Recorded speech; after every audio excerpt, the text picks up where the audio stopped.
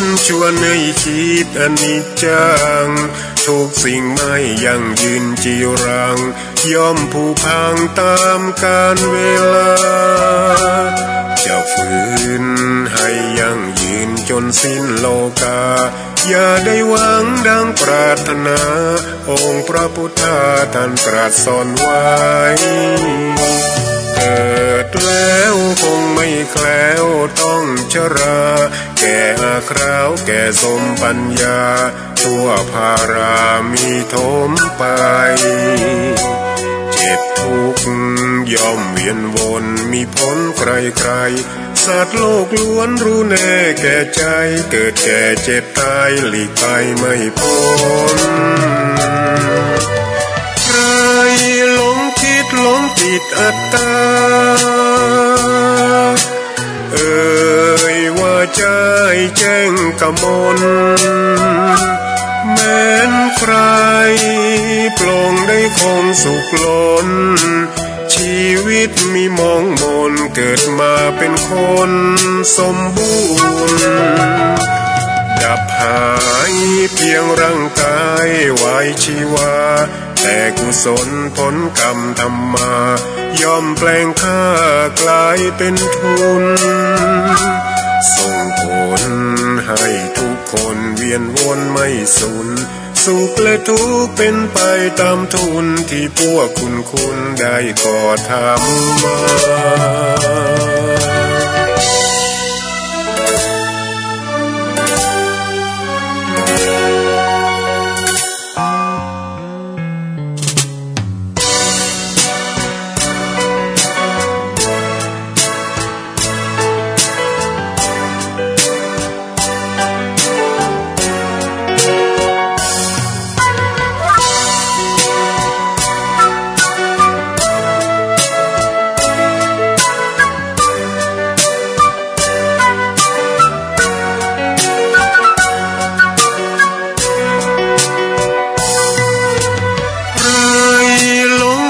หลงติดอัตตาว่าใจแจ้งกมลแม้นใครปลงได้คงสุขล้นชีวิตมีมองมนเกิดมาเป็นคนสมบูรณ์ดับหายเพียงร่างกายไว้ชีวาแต่กุศลผลกรรมทำมาย่อมแปลงค่ากลายเป็นทุนส่งผลให้ทุกคนเวียนวนไม่สูญสุขและทุกข์เป็นไปตามทุนที่พวกคุณได้ก่อทำมา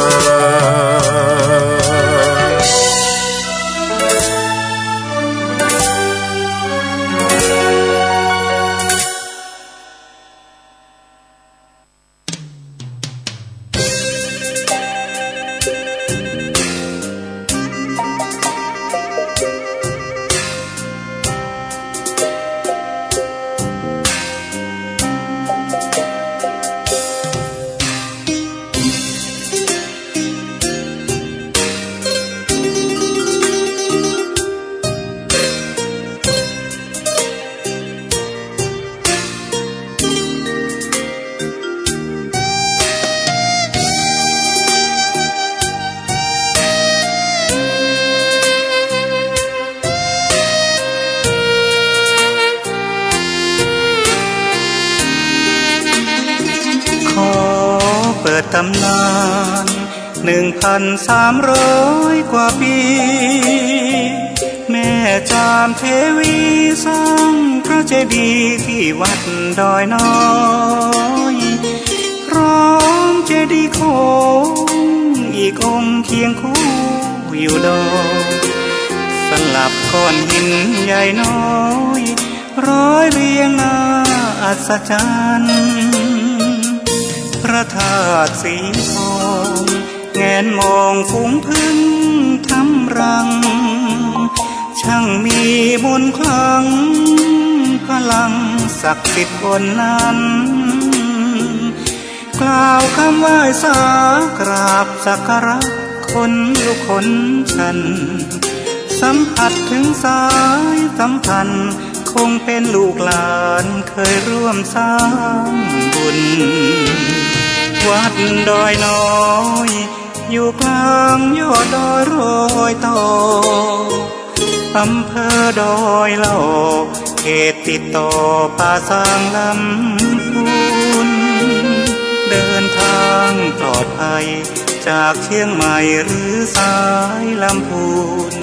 ยินดีต้อนรับนักบุญมาร่วมสร้างทานบารมีตีสามตีสี่เปิดสถานีฟังตุลุงยองนักเทศเสียงทองชื่อเสียงดังก้องทั่วฟ้าธานีตัวจริงเสียงจริงวัดดอยน้อยแม่จามเทวีต้อนรับญาติโยมที่มีจิตศรัทธามาร่วมสร้างบุญ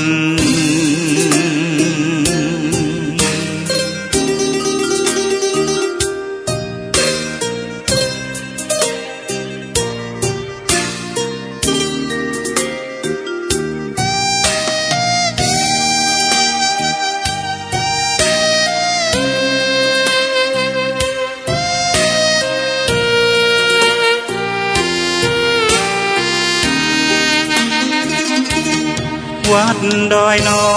ยอยู่กลางยอดดอยโรยต่ออำเภอดอยเหล่าเขตติดต่อป่าสางลำพูนเดินทางปลอดภัยจากเชียงใหม่หรือสายลำพูนยินดีต้อนรับนักบุญมาร่วมสร้างทานบารมีตีสามตีสี่เปิดสถานีฟังตุลุงยองนักเทศเสียงทองชื่อเสียงดังก้องทั่วฟ้าธานีตัวจริงเสียงจริงวัดดอยน้อยแม่จามเทวีต้อนรับญาติโยมที่มีจิตศรัทธามาร่วมสร้างบุญ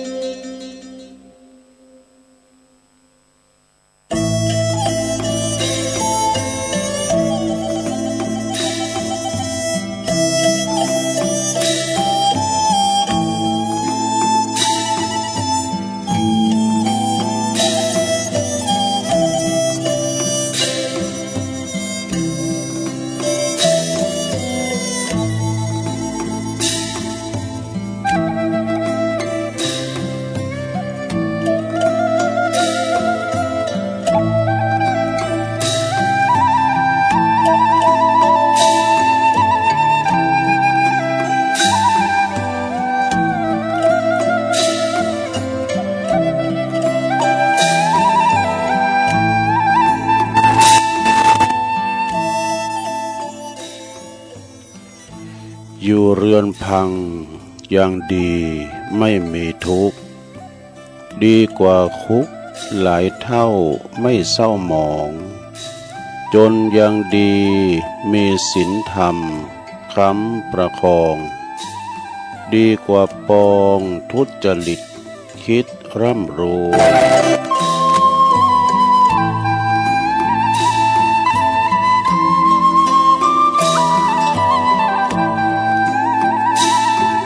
ตื่นเจ้าขึ้นมาก็ยิ้มแย้มแจ่มใสทุกโศกโลกภัยหายไปหมดสิ้นก็ขอความนอบน้อมแด่พระรัตนตรัยอันมีพระพุทธพระธรรมพระสงฆ์เป็นสรณะที่พึ่งกราบแนบใดไหวสาถวายความเคารพมายังครูบาอาจารย์พระมหาเถรานุเถระ ตันเจ้าคณะพระสังฆาธิการพระภิกษุสามเณรเจ้าจุโตนจุองค์กุวัดวาอารามพร้อมตึงสำนักติภักสงฆ์ตุยก็ขอเจริญปอนเจริญชัยเจริญสุขมายังบรรดาปอออกแม่ออกศรัทธาตันสาธุชนนักศีลนักบุญคุณดีทั้งหลายตื่นจืนขึ้นมาแล้วก็มาเปิดฟังรายการสัพเพเหระปกิณกะขอนลุงไก่แจงรายการเสียงธรรมแสงทองรายการเสียงธรรมแสงทองนี่ก็รับผิดชอบบริหารเวลาดำเนินรายการโดยต้นตัวแห่งอาตมาภาพเก่ากระผมตุลุงนันชัยวัฒนาคเสโนแห่งวัดพระธาตุดอยน้อยตำบลดอยหล่ออำเภอดอยหล่อจังหวัดเชียงใหม่มาปบมาปะกันในยามค่ำคืนเนาะดึกดื่นในขณะที่เปิ้นหลับเปิ้นนอนพักผ่อนกายพักผ่อนสายตาพักผ่อนสมองกันแต่บางคนนั้นนอนบัดหลับเนาะลุกมาจับก็มาเปิดฟังรายการตุลุงประคับประคองไปแก่งอมแก่เงาปิ้นกูปิ้นกิ้มกันไปเหอะมันแจงตีนฝ้ายยกตะลุกมาก็เจ้าอยู่นอนอยู่ในตีนนอนหันเนาะศรัทธาตุลุงก็เป็นนักคุ้นคว้าหาสิ่งละอันพันละน้อยบางทีก็เอามรดกธรรมมาเตสนาสาถโวบางทีก็เอาธรรมบรรยายณโอกาสบัดนี้บางทีก็เอานิยายธรรมมาในชาดกนิทานชาดกเอามาเล่าสู่จู้กันฟังนำเสนอศรัทธาญาติโยมทั้งหลายที่เปิ้นฟังกันตั้งบ้านตั้งจองตั้งหอตั้งเฮินรับตื่นฟังไปก็รับไปก็บ่ว่ากันธรรมะคือหน้าที่ตุลุงก็มาตามหน้าที่ตุลุงที่เปิ้นได้มอบหมายถวายเวลาให้กับตุลุงต้องรับผิดชอบเรียกว่าธรรมะคือหน้าที่ต้องมาปฏิบัติกันต่อไปก่อนอื่นที่จะได้เอ่ยไปตั้งคืนบุญแห่งสถานีแต่ละคืนที่เปิ้นมีบุญต่อโสตประสาทหูเฮาได้รับรู้รับฟังก็กับเปิ้นนั่นเนาะเปิ้นก็อดตารับครับตานอนรอเกาะกล้องสัญญาณนำรายการนี้ไปออกวิทยุของตันแล้วก็แผ่พายกระจายเสียงไปให้ตันผู้ฟังที่อยู่ตั้งบ้านตั้งจองในขณะที่ตุลุงอู่อยู่ในคนเดียวเนี่ยศรัทธาญาติโยมทั้งหลายอยู่ในห้องสี่เหลี่ยมนี่ดักปิ่งยินวอยเมมสัง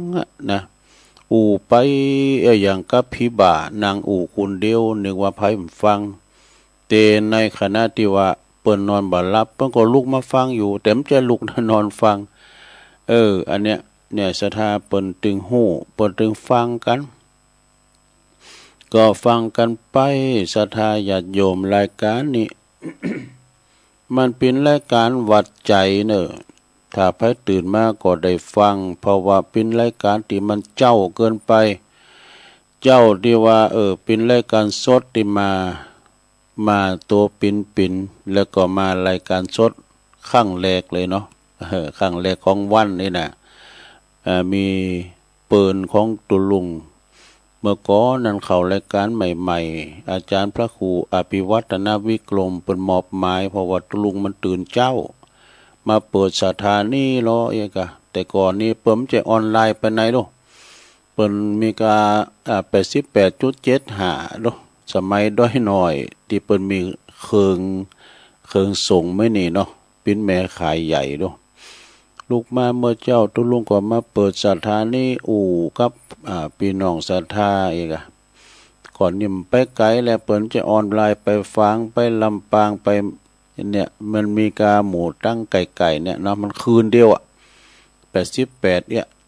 75 เจ้าหมูตุลุงเป็นตุเจ้าเหมือนกันน่ะไปฟังตุหันเวลารับเวลานอนเลย เอาเขามันเกยอะเนาะคนเฒ่าบนตื่นเจ้าเปิดก็ฟังกันไปเนาะเอาละไปอุ่นนักตัวตอนนี้ไปตุลุงก็จะได้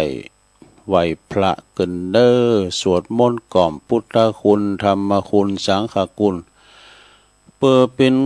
สิริเป็นมังกละเป็นมงคลเนาะกับขอบโคลูกหลานตันเต่าอยู่ดีมีสุขเน้อขจัดปัดเป่าโพยภัยเสน่ห์จังไรตั้งหลายมาลายหายสิ้นไปนำมาซึ่งเป็นความมงคลอยู่เข้าคุ้มโฮฮอเฮิรนเข้าไปเนาะเอาพร้อมแล้วก็กราบหนึ่งกราบสองกราบสาม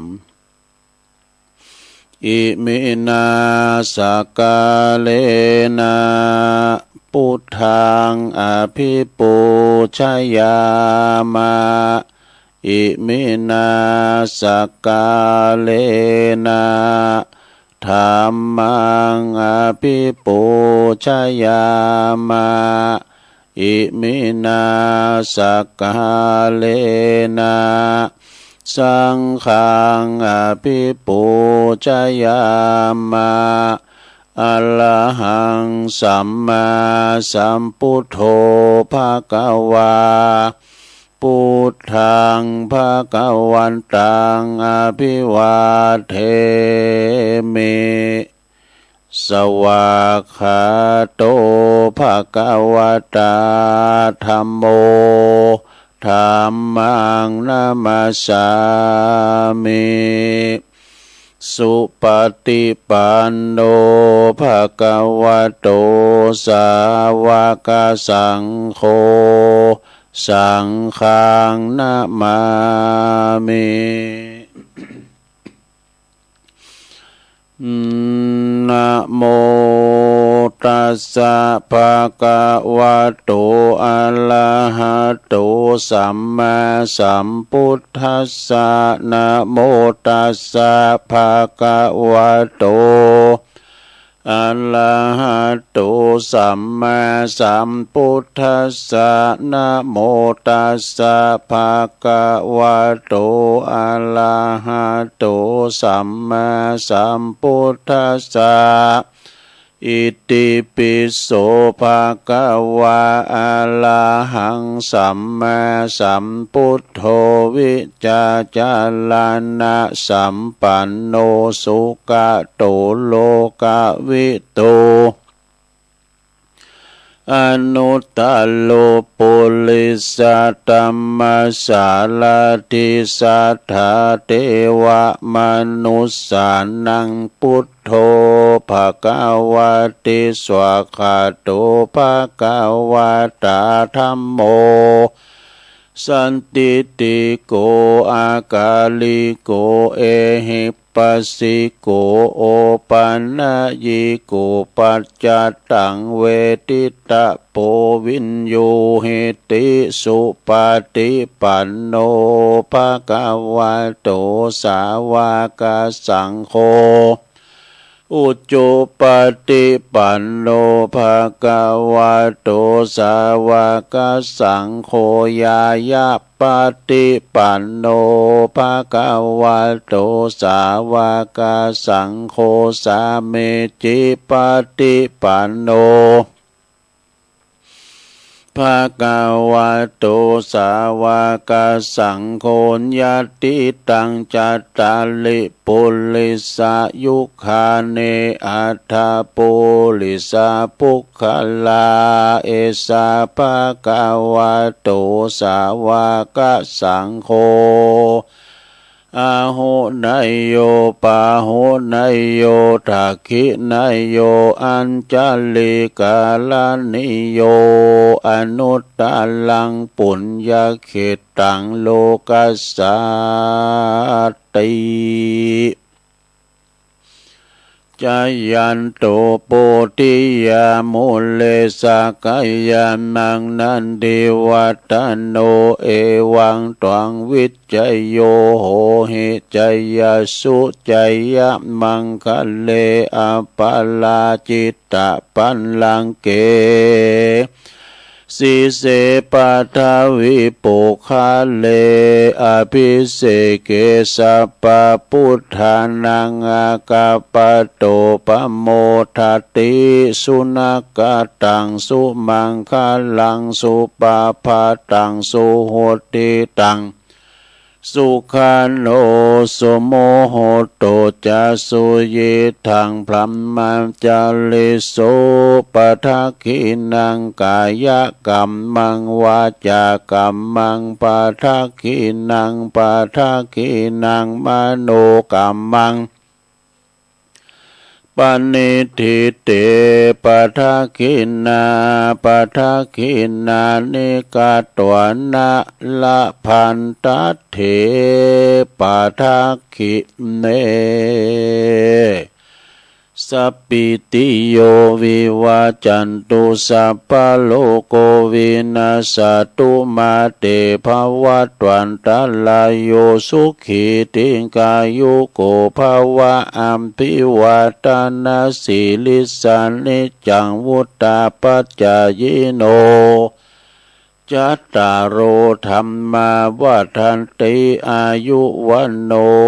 สุขังปะลังเอาแล้วเนาะศรัทธาญาติโยมต่างหลายตุลุงก็ปิ้นเก้าปิ้นโหนำสวดมนต์ไปปิ้นตีเรียบร้อยก็ขอคุณพระติตะไลรัตนะผ่านแผ่วพระแก้วเจ้าทั้งสามประการจงดลบันดาลมาปกป้องคุ้มครองรักษาโคงแก้วอารามวัดวาอารามของเฮาตลอดถึงมาปกป้องรักษาดูแลอย่างครูบาอาจารย์ประสงค์องค์สามเณรเจ้าอยู่กับวัดกับว่ามาปิ้นหนอเนื้อนาบุญศรัทธาญาติโยมทั้งหลายได้มาทำบุญสักการะบูชากับไหวมีกินมีทานตั้งบ้านตั้งจองขึ้นเฮินใหม่ก็ดีกินแขกแต่งงานก็ดีก็นิมนต์ครูบาอาจารย์ไปจำเริญพระพุทธมนต์งานเขาดำกำสังฆาอนุเคราะห์สงเคราะห์กันไปปึงปาอาศัยกันไปวัดปึงบ้านปึงวัดกันไปเราศรัทธาครูบาอาจารย์ประสงค์องค์สามเณรประกอบมาเป็นเก้าเป็นการตั้งวัดตั้งวาช่วยกันมาปกสร้างห่างแปลงศาสนาวัตถุศาสนาสถานปฏิบัติปัดกวาดวัดวาอารามเนาะปันศีลปันปอนศรัทธาญาติโยมพระหลวงแม่หลวงเขาก็ดีมีสุขภาพพลานามัยสมบูรณ์แข็งแรงอยู่กับลูกกับหลานไปหมื่นปิ้นลมโพลมใสของลูกหลานตันเต่ากันต่อไปตุลุงก็ขอปิ้นกำลังอกกำลังใจอีปออีแม่ที่เดินเหินไปในตั้งใดบ้านใดก็เอาวิทยุเนี่ยปิ้นกูปิ้นกิมไปนะพอบ้านแม่บ้านจะขับรถขับลาออกคุ้มออกโห่ไปกาดไปลีไปที่ไหนก็ตามก็มีสติก่อนสตาร์ทรถมันหนักมันหลายฝนตกถนนลื่นไม่ว่าเมื่อคืนเมื่อวันอันตรายมันมากมีก็ขอเดินทางแคล้วคลาดปลอดภัยทั้งขาไปทั้งขากลับเ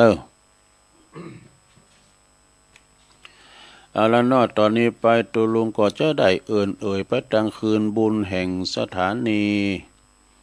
ตีเปิ่นหับสัญญาณรายการธรรมะภาคภาษายองชงเวลาตั้งแต่ตี3 ถึง 5 โมงดังต่อไปนี่ก็ขอขอบคุณสถานีวิทยุคลื่นพระพุทธศาสนาการศึกษาและวัฒนธรรมของวัดไฟหินตำบลสุเตปอำเภอเมืองเชียงใหม่ FM 104.50 เมกะเฮิรตซ์โดยเมตตาบารมีธรรมอาจารย์พระครูสมุวิสุวัฒน์วรกิจโจนะเปิ้นก็ลิงก์สัญญาณไปแล้ว ขอบคุณสถานีวิทยุคณะสงฆ์อำเภอฝางตั้งอยู่ที่วัดพระพุทธบาทอุดมน้ำบ่อสาวาสำนักวิปัสสนา FM 88.50 เมกะเฮิรตซ์โดยเมตตาบารมีธรรมหลวงปู่พระครูสุจิตานุรักษ์หลวงปู่เจ้าคณะอำเภอฝางขอบคุณตุปีเลินเขาด้วยเนอะตุปีเลินเขาตุปีสุเตปเขาขอบคุณสถานีวิทยุแดนดินถิ่นล้านนาตั้งอยู่ที่บ้านโฮงโง่ตำบลนำบ่อหลงอำเภอสันปัดตอง FM 103.50 เมกะเฮิรตซ์โดยคุณรุจิสมบัติเงาคำเนาะขอบคุณสถานีวิทยุคืนธรรมาของชุมชนวัดห้วยตองซักตำบลขวงเปาอำเภอจอมตอง FM 98.75 เมกะเฮิรตซ์โดยเมตตาบารมีธรรมอาจารย์พระครูวาปีวรมานิตพี่น้องทั้งโซนไต่สายแต่ก็ฟังกันแต่เพลงบักเก่ามาละขอบคุณสถานีวิทยุมนต์เสียงธรรมจากอำเภอแม่แจ่มวัดบุพารามเนาะ FM 106.25 เมกะเฮิรตซ์โดยเมตตาบารมีธรรมหลวงปู่พระครูมงคลวิสิทธิ์หลวงปู่ใหญ่เจ้าคณะอำเภอแม่แจ่มได้ขอบคุณพระประหลัดอุทัยตึงสองอุทัยตุยนะขอบคุณสถานีวิทยุเน็กเนลเรดิโอ FM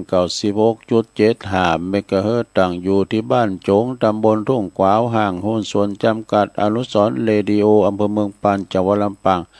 ขอบคุณสถานีวิทยุชุมชนคนเหนือเขื่อนตั้งอยู่ที่บ้านดุงดำอำเภอฮอดจังหวัดเชียงใหม่ FM 90.75 เมกะเฮิรตซ์และขอบคุณสถานีวิทยุวัดบรรพตสถิตจังหวัดลำปางโดยเมตตาบารมีธรรมอาจารย์ท่านพระมหานพดลสุวรรณเมธีอาจารย์ท่านพระมหาสมชาติชาตปัญโยเนอะอันนี้ก็เป็น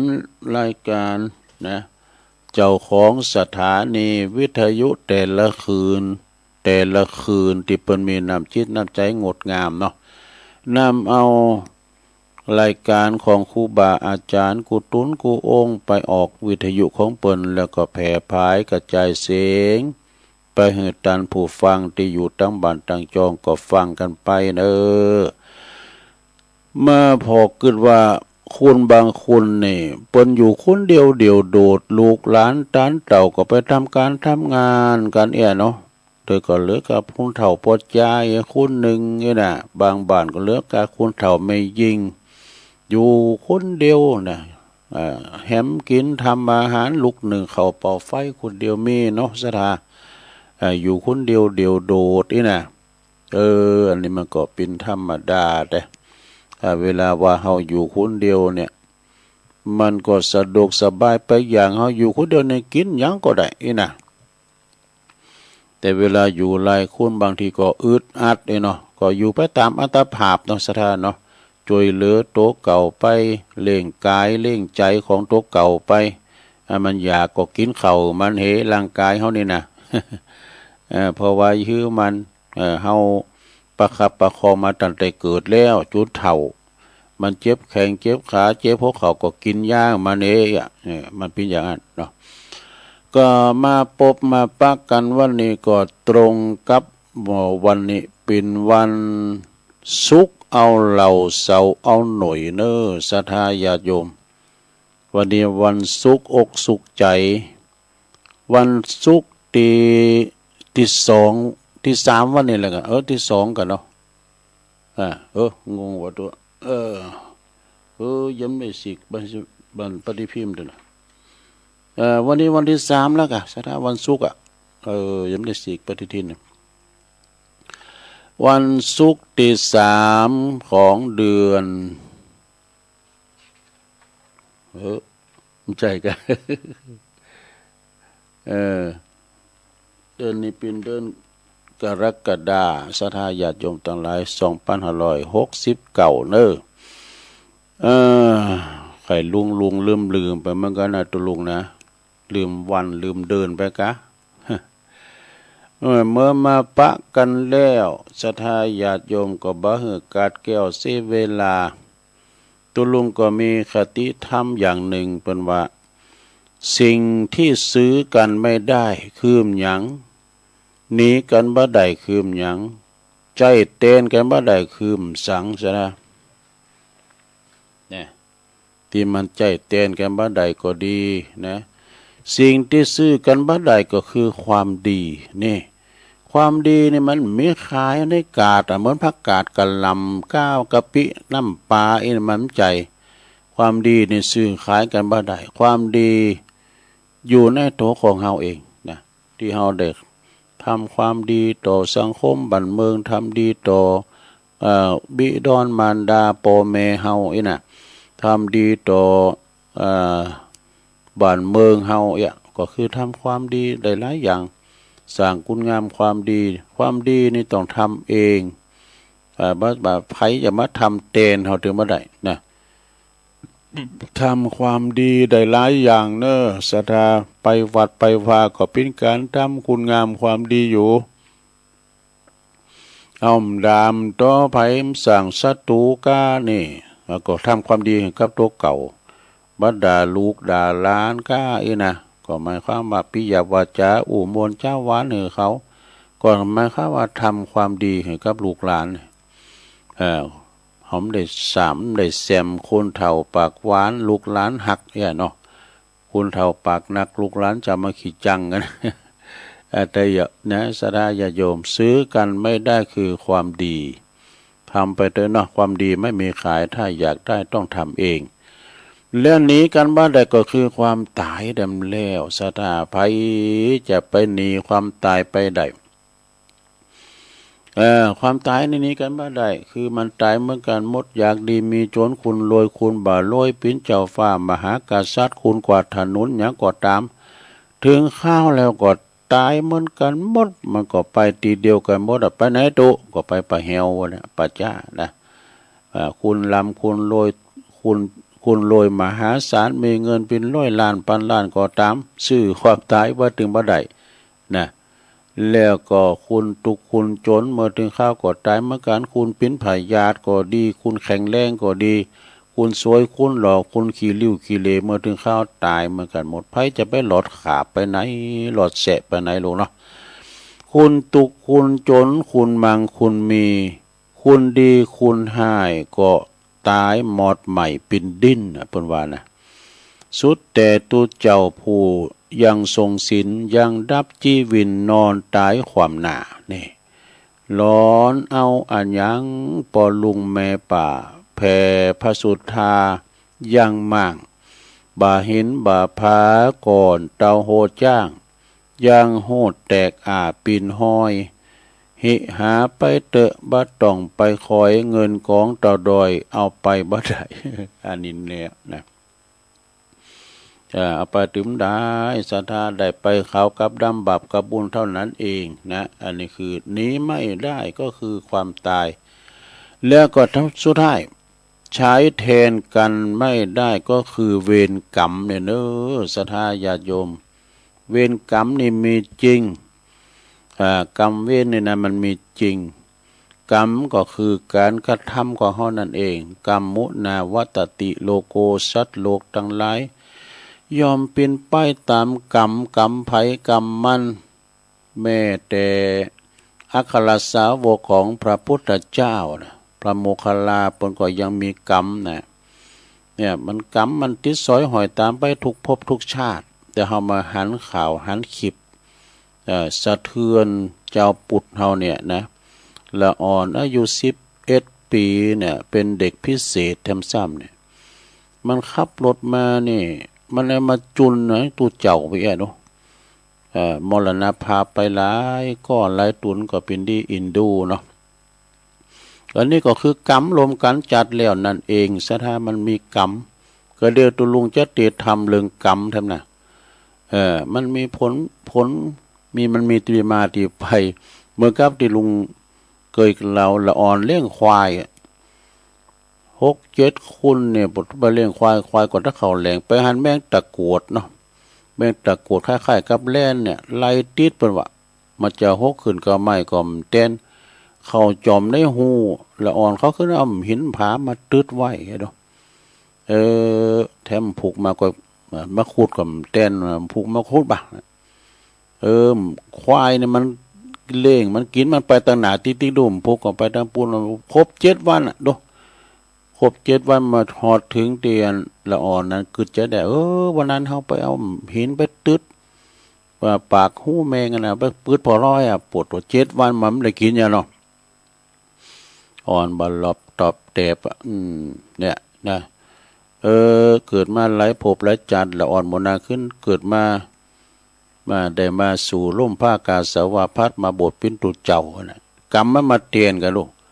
แต่ปนว่าจะไปเข้าเฝ้าพระพุทธเจ้าแล้วไปพักอยู่ในถ้ำเจ้าบ้านว่าไปพักอันตรายเอาไปพักไกลๆหมู่บ้านไปมาซ่าเขาจังหันเจ้าอีกอะก่อมฟังอะไรแบบให้ว่าก่อมฟังไปนอนกันคืนมาก่อมหินโลมันเล่นทับแล้วก็ไปออกได้เนี่ยมันมีที่มาที่ไปนะกรรมนี่นะสัทธาญาติโยมเนาะยังละอ่อนเนี่ยวันแล้วนี่เฮาได้ยินข่าวเพิ่นอย่างนี้ก็มีผู้หลายมาเอาสุมาได้อยู่ดีมีสุขเอาค้อนมาตบหัวเพิ่นอยู่ในอันศูนย์เด็กเล็กแต่เนาะอันนี้ก็เป็นกรรมของเขาอะนะเป็นกรรมไปกรรมมันซะละบางคนก็ใส่ตัวลงกรรมก็สวะก็ดู เฮาเกิดมาใจกรรมเนาะสดาญาติโยมเนาะต่อไปตัวลงจะตีทำเรื่องกรรมก่อนเลยกรรมตามสนองเราจะเล่าเรื่องกรรม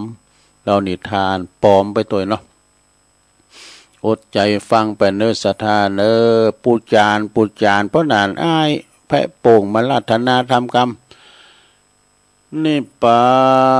นังเยนากาลังรัมมังเยนากาสายังบันดิโตตังโนมากังอุติสิตุงธรรมมุตตมังปัจจังอาลาธานังกาโลมาฟังไปละไปลงเน้อ นะโมตัสสะภะคะวะโตอะระหะโตสัมมาสัมพุทธัสสะกัมมุนาวัตติโลโกติสาทะโวดุลาสะปุริสะทั้งหลายทั้งยิ่งใจน้อยใหญ่ผู้มักไฟเจยบานจึงหือตานบ่ขาดมีสินสะอาดรักษาปาการมามวลหมู่พร้อมหน้าอยู่ฟังธรรมอย่าจากกรรมใหญ่น้อยโดยกรรมเป็นถ้อยสาธารจักเสียการปังปังเป่าเต้ามาเฝ้าตุ่มได้คนยิงใจอยู่ไกลจักเดือดไม่แก่นใจเราจะไขบอกกล่าวให้รู้ข่าวกิยาถึงการนาในโลกว่ามีสุขทุกโศกสูญการ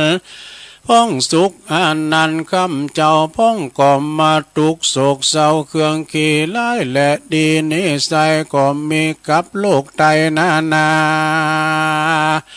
ค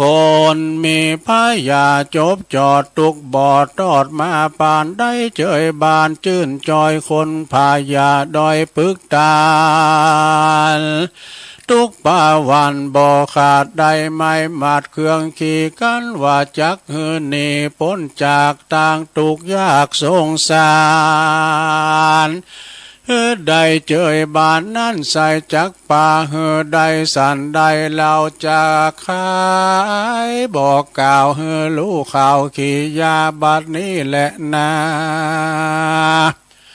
ศรัทธาอันว่าสัพพัญญูพระพุทธเจ้าได้เทศนาเล่าเป็นคาถาว่ากรรมมุนนาวัตติโลโกดังนี้ขาย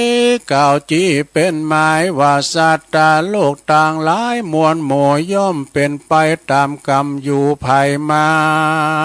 ละพ้องก่อสุขคืนวันค่ำเจ้าบ่อโศกเศร้าเครื่องกาพาตานามักไฟหรือใครใดอันใดก็สมใจกู้เชื่อดังไฟเอื้อใจมา โลคาลายพายาตก็บ่มาปาดอินทรีลูกหลานเมใหญ่น้อยสอนอยู่ถอยฟังกามนะ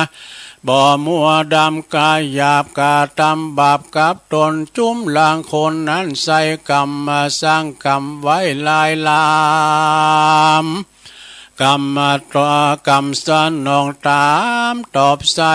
หือได้ตกไล่เครื่องกาอนาถายากรายหา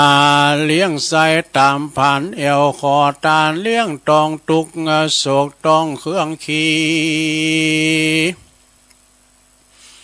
เปียที่เมบ่ขาดยาก็บ่อาจจักหายย่อมมาพ่องก็ตายแต่น้อยพ่องก็กากาดก็ยามจะลาตา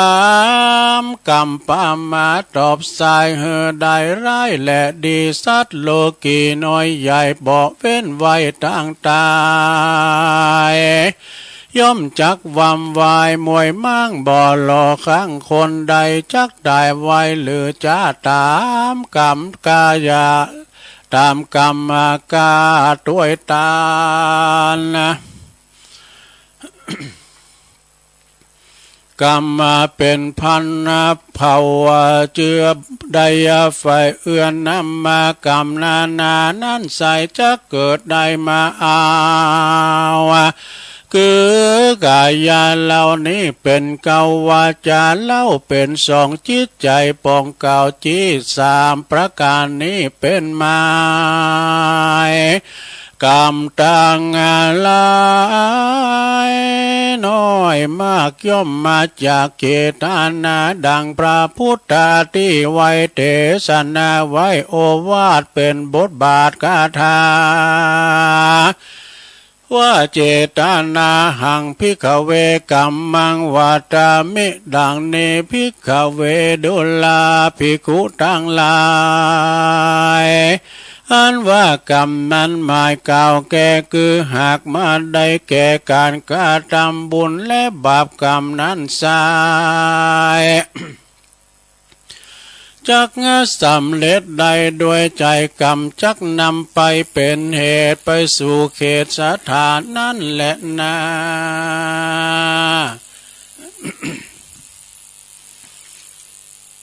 เป็นดังหันมามากเต่าดังคนหนุ่มเทาวันบ่ใจบ่เศร้าเจยบานเฮือใดเฮือตานบ่ขาดมีศีลสะอาดรักษาภาวันนาคำเจ้าบ่บับเศร้าเมาวนยาเมื่อตนก้อยกาดชีวิตขาดใจตายบุญลามหลายสร้างไว้ก็จักผ่ากดไว้ได้เล็งหันมีจิตใจภายพันไปสู่ยังที่อยู่เกษมสีได้สดสดีชื่นจอยผาในภาษาซอยเมืองสวรรค์นั้นแหลนอันว่าบาปบุญกรรมนั้นสายภัยสร้างไว้ลายลามย่อมมาตามคืนครอบสายยองตอบด้วยไปบ่เร็วไวก็จะตามกาละกว่าภัยมานะจักด้วยตันตอบสายเหือได้ร้ายและดีกันคนบุญมีนั่นลาวทุกคำเจ้าเจยบานเกลือกินกันสร้างบาปหานั่นใส่ยอมจักมีตุกโทษใดเครื่องกาจุมสัตมวลหมู่อันนั่งอยู่ฟังธรรมอยากาทำกรรมอันเป็นบาปจุงปากันมันหาบทางดีมีสินมียาใดขาดยาใดพระมาดลาสากันว่ามวยมอลลานามวยมังจากโลกกว้างเมืองโคนละ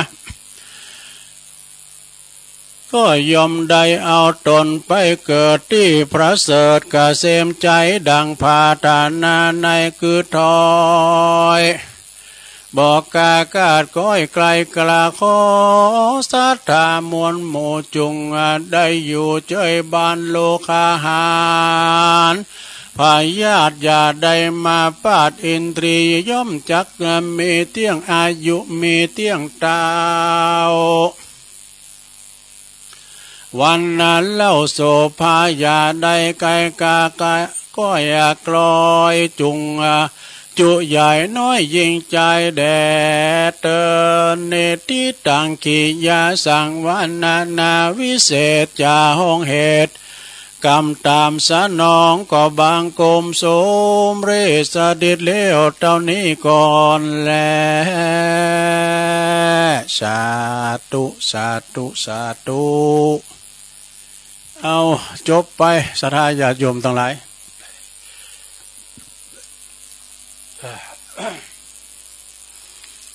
ความจริงเนี่ยมันก็ตั้งกลางมันก็มีอยู่ในศรัทธาเรื่องกรรมเนี่ยนะ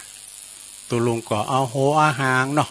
อนุรักษ์การวรรณกรรมการเตดน้ำเตดธรรมมรดกธรรมพื้นเมืองไปนะเปิ่นว่ากรรมมุนาวัตติโลโกสัตโลกทั้งหลายก็ยอมปีนไปตามกรรมที่จังเล่าให้ฟังนั่นนะในธรรมนี้มันก็มีกานะกะกาที่ถูกพวกมาไล่ไฟซุกคอมาตายจะเลี้ยวปังหลังเดี๋ยวปีนนายนาไงกะปีนปอนาไทยหน้าอยู่ใจนะควายมันก็ไข่ปดแอกเนาะมันก็ไข่อยากเจ้าหมูมันปดหมดแล้วมันก็ปดมันก่อนนอนกิ่งเกือกมันถึงลูกปดโตงอนไทยแตกฟุ้งหมดเนาะควายปูดแล้วน่ะปดโตปอนานะก็มีความโขดกะห้องลุกกล่อมลุกนี่เนาะเอาอันอย่าแห้งเอาเฟืองมาปั่นคอควายแล้วปัดกาไฟเขาใส่วะควายนั่นก็ตายหมูมั่วให้กลางตุงนาคนเนาะเกิดมาก็มาปิ้นกากะเกิดมาหลายจ่าไปตรงอบายเกิดมาทำจันมาปิ้นกาก็มาดูเจ้า6 ตุน 7 ตุนนี่เพื่อจะไปเข้าเฝ้าพระพุทธเจ้าก็มาเมียนายนาทำคุณหนึ่งมันนี่มุนไปห่างหน้าวะไปตีห่างหน้าไปชั้นเพนชั้นเข้าไปมัมก็เดียวหันกาวะหันกาเนี่ยบินอยู่บนอากาศแต่ดูถูกพวกมาลัยซุปคอตายตกมาก็โอ้ปากันอานาถการเขาไปเฝ้าพระพุทธเจ้าจะถามกรรมมันพิ้นยังไงกันเนาะจากนั้นก็ตุเจ้าก็เดินต่างไปเดินสันทีไปเดินไปจะไปเข้าเฝ้าพระพุทธเจ้าพอดีมันค่ำเลยเนาะจะเข้าไปนอนกะโอ้ไปป้าถ้ำนั้นมันเป็นตีรับตีนอนเขาจะดีหน่อยนะเนาะเจ้าบ้านก็มาหันใส่ว่าโอ้พระคุณเจ้ามันต้องไปนอนในถ้ำนั้นไปนอนไกลๆหมู่บ้านมันพุกจะมาซ่าเข่าจังหันนี่กะตุเจ้าตึงร้ายก็ฟังไปนอนกะไปนอนที่ในถ้ำปลาโคตรวันขึ้นมานี่หินหลงแหลนทับไม้ก็ปิดหูปากถ้ำไปหมดปวดโถโต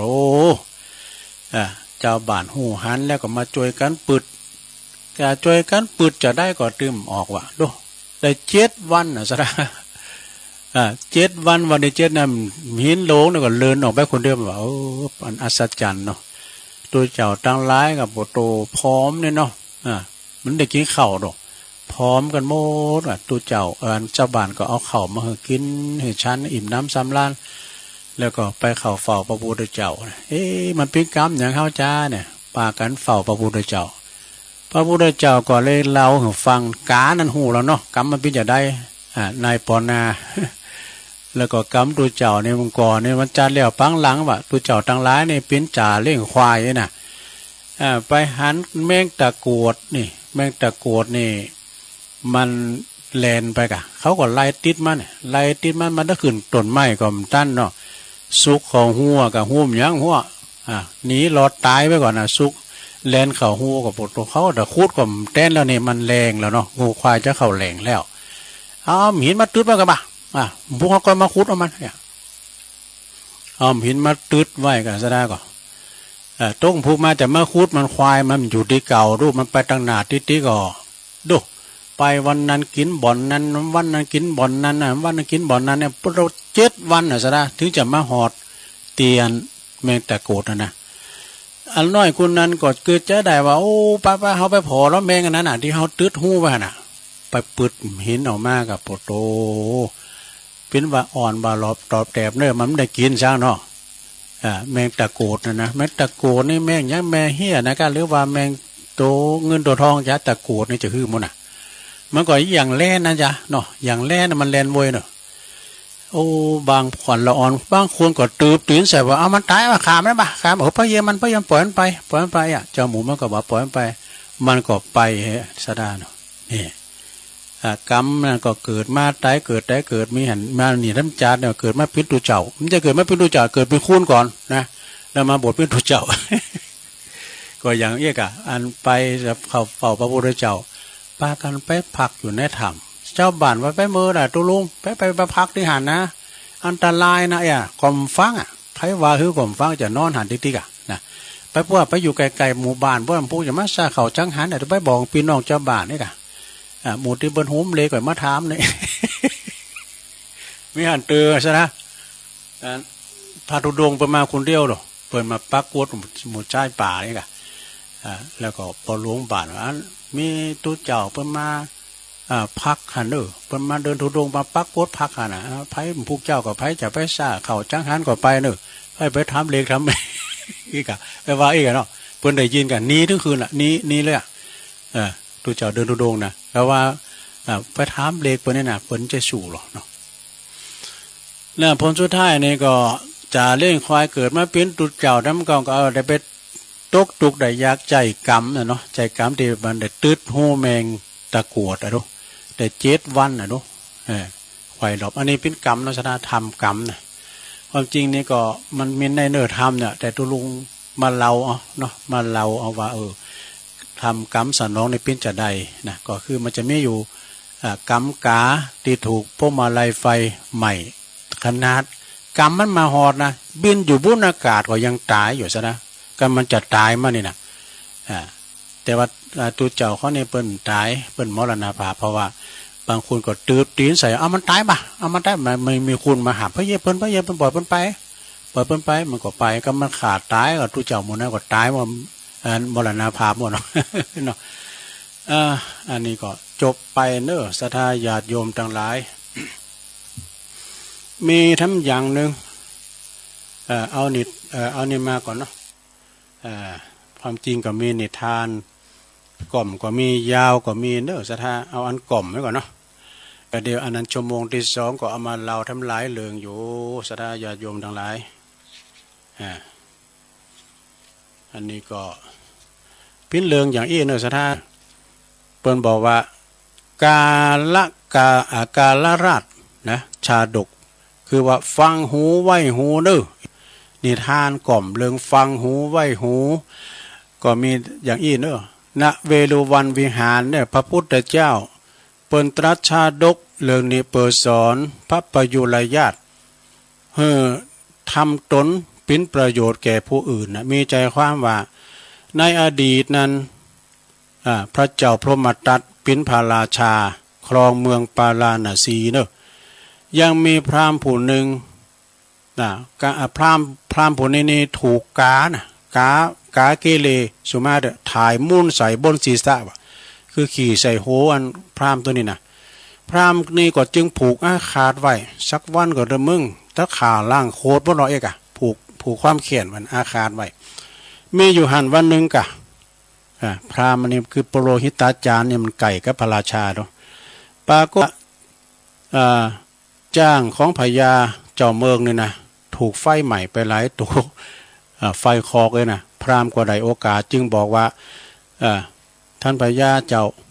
อันจะหักษาจ้างใดนี่ก็คือต้องพาเอาตองกาเอาไข่ในตองกานะมาตาแพจ้างเลี้ยวถึงจะหายวะดูพระเจ้าพรหมทัตก็เลยหลงเจอกรรมพราหมณ์กันเนาะไปทำลายขานกาเนี่ยไปเป็นจำนวนมากกว่าข้างนั้นจะมีพญากาคือเป็นหัวหน้าหมู่เนาะเป็นหัวหน้าของหมู่ฝูงหู้เลิงก็เลยบินมาเนาะก็เลยบินมาเก่งว่าเจ้าหมูเจ้าฝูงจะตายกันหมดจะมีการสืบพันธุ์นะจะล่างเผ่าจ้าก็จะสูญพันธุ์ไปก็จึงบินมาหาพระเจ้าพรหมทัตพระราชาพรหมทัตพญาเจ้าเมืองนั่นนะแล้วก็กล่าวว่ากานี่บ่มีใครมั่นในตองเนอะพระราชาพราหมณ์ ทราบเริงดังนี้แล้วนะพราหมณ์ทราบเริงดังนี้แล้วอยากจะแก่แค้นต่างหากเด้อคือว่ากาเกเรไปถ่ายรถศีรษะแล้วก็พราหมณ์ก็คิดจะแก่แค้นก็เลยอุพิวะจ้างที่มันจะหายจากแผลไฟใหม่นี่ไปกวัดเอาในต้องกานะมันจะมีไขมันเนี่ยกามีไขมันเนี่ยท่านเจ้าเมืองนี่นะเนาะแล้วทีนี้ก็ขอให้พระราชาระงับการฆ่ากาเด้อระงับการฆ่ากาโดนเพราะว่าอันมันจะจิ๊บเจือไปละนะมันจะสูญพันธุ์ไปเลยนะข้างนั้นพระเจ้าพรหมทัตหู้ความจริงทั้งหมดก็ละอายแก่ใจว่าที่ได้ฆ่ากาไปหลายเนาะก็จึงยกเลิกการฆ่ากาแล้วก็กล่าวอภัยทานแล้วก็ปากันเจ้าบ้านเจ้าเมืองหุงเข่าเล่งกาก็เลยเจริญวัยใหญ่มาแถมอีนะจนว่าสิ้นอายุไปเรื่องนี้ก็จบลงไปในกาลต่อมานี่พระเจ้าพรหมทัตนั่นก็คือพระอานนท์นี่พยาการนั่นก็คือเราตถาคตเรื่องนี้เปิ้นบอกว่าข้อคิดเปิ้นบอกว่าก่อนที่จะเจอไผฟังหูไว้หูก่อนเด้ออันนี้ก็จบลงไปซะท่ามีแถมเรื่องหนึ่งอันนี้เรื่องไอ้เนอะซะท่าเนอะนักเลงสุรานี่เปิ้นว่าสิงคาละชาดกอุบายนักเลงสุราเพิ่นจะได้ลองฟังบ่เด้อณเวฬุวันวิหารทำแล้วนะพระพุทธเจ้าตรัสสาเหตุตีพระเทวตาพยายามจะสังหารพระองค์มีใจความว่าดังนี้นะพระตถาคตเสวยพระชาติปิ้นพญาจิ้งจอกคือหมาจิ้งจอกแล้วเนาะมีหันจาดนึงก็เปิ้นได้เสวยพระชาติเป็นสุนัขจิ้งจอกปิ้นพญาสุนัขจิ้งจอกเด้อแล้วก็มีอยู่หันวันนึงเด้อนักเลงสุราเนี่ยนะนักเลงสุรากลุ่มหนึ่งเนี่ยไปดื่มกันสุรากัน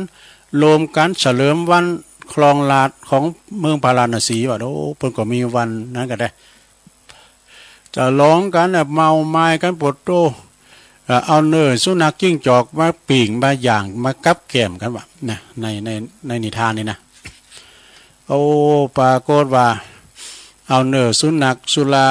เอาเนื้อสุนัขมากับแก้มสุราก็จึงเกิดว่าโอ้มันเสี่ยงมันเมื่อแล้วนี่เนื้อไม่ละปากันไปลาไปลาได้ไหมกะ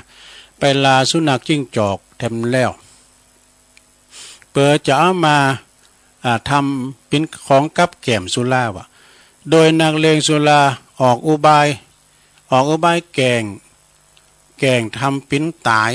นะแกงทำปิ้นตายนักเลงสุราเนี่ยมันแต่งตายเนาะแล้วก็หมูอาหารเนี่ยมันเบื่อเนาะมันสุนัขทั้งหลายเนี่ยมันก็จะมากินกัน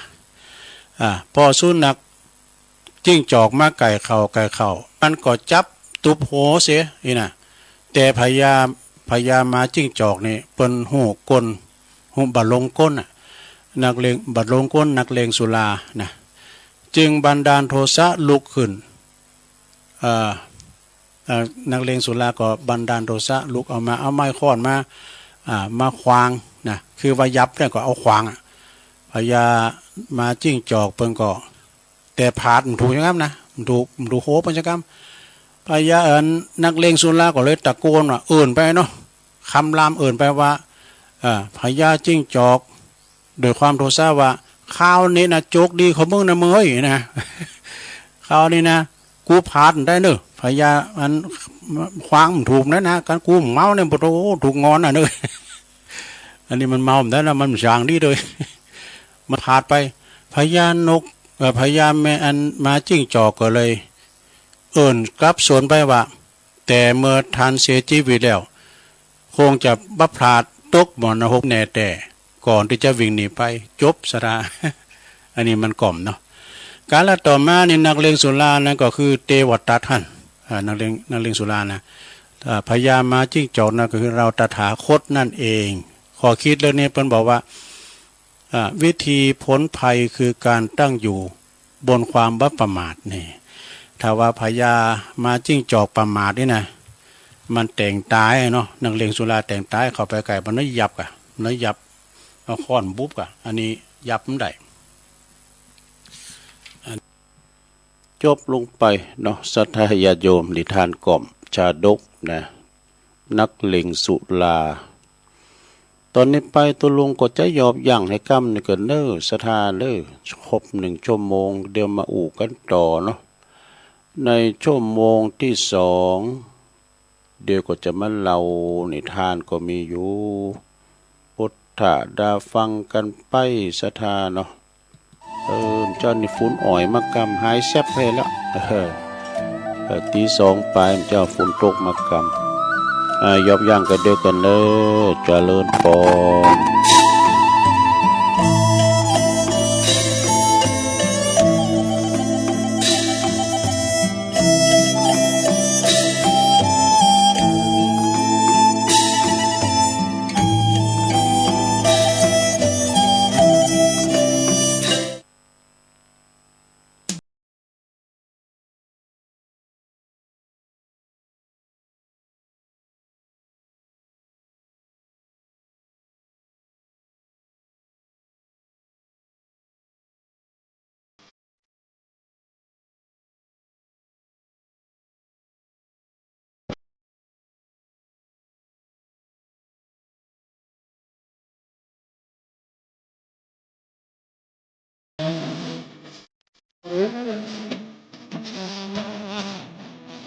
สมน้ำดังคนเราเหลือดาวเสียจริงนะแค่สายที่มีประจังสดสวยเบาลำแล้วสดสวยดูจันดาสีปังเป็นยาเมืองใครไป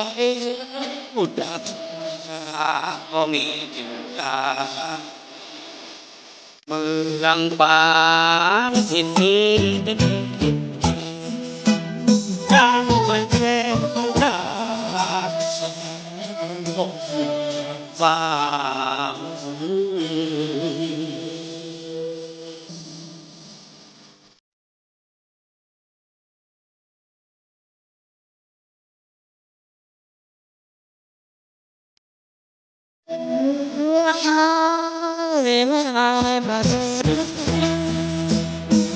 ไม่จีดอกไม้แสงตาที่ยังดาวแดงเดียวที่นี่จงรีบร้องจงสุด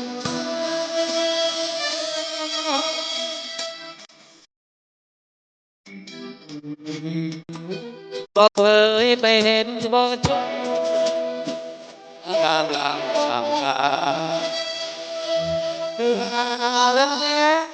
เมื่อบ้านเห็นว่าเพียงไหนจำต้องจากไกลเมืองเหนือฝันใจบ่ลึก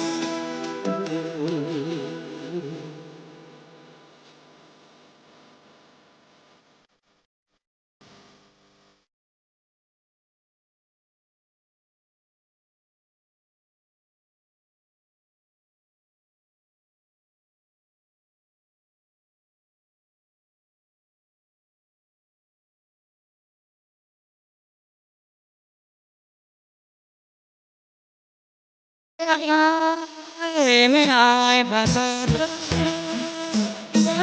ไม่จีดอยเธอ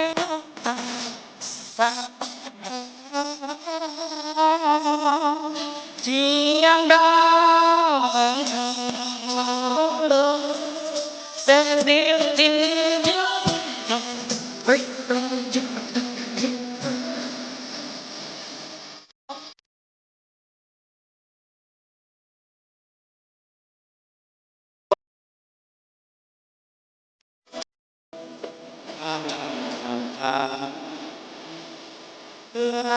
แล้วเพื่อบ้านยังไงน้ำนี้จำต้องจากไกลเมืองเหนือฟังใจบ่นึก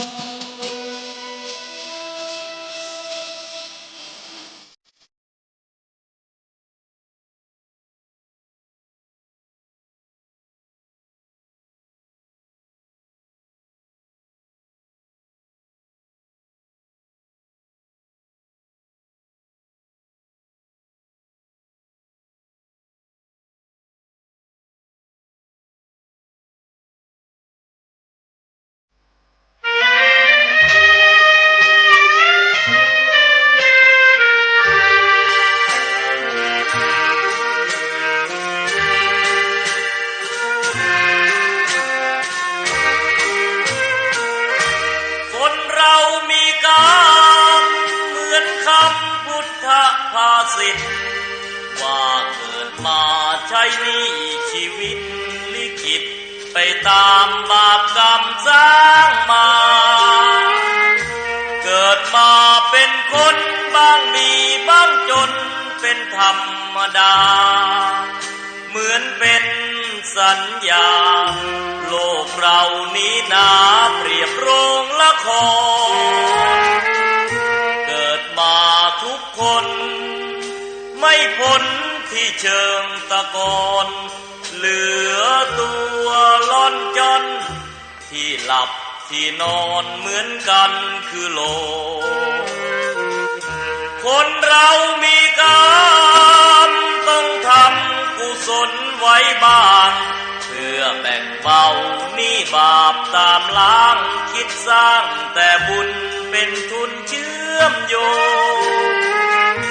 อย่าหยิบอย่าช่วยหาทางร่ำรวยด้วยการกินโกงแม้นตายเข้าลง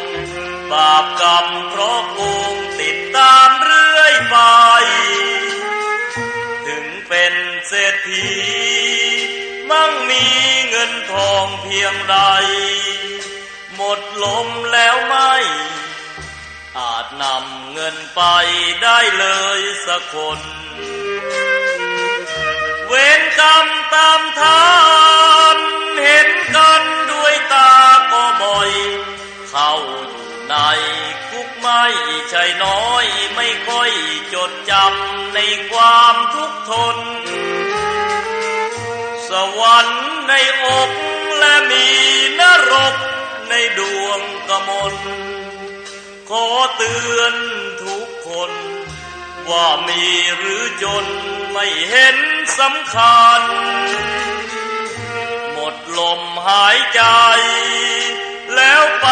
นอนเรียงเคียงกันที่ป่าช้านั้นไม่พ้นมือฉันพวกสับ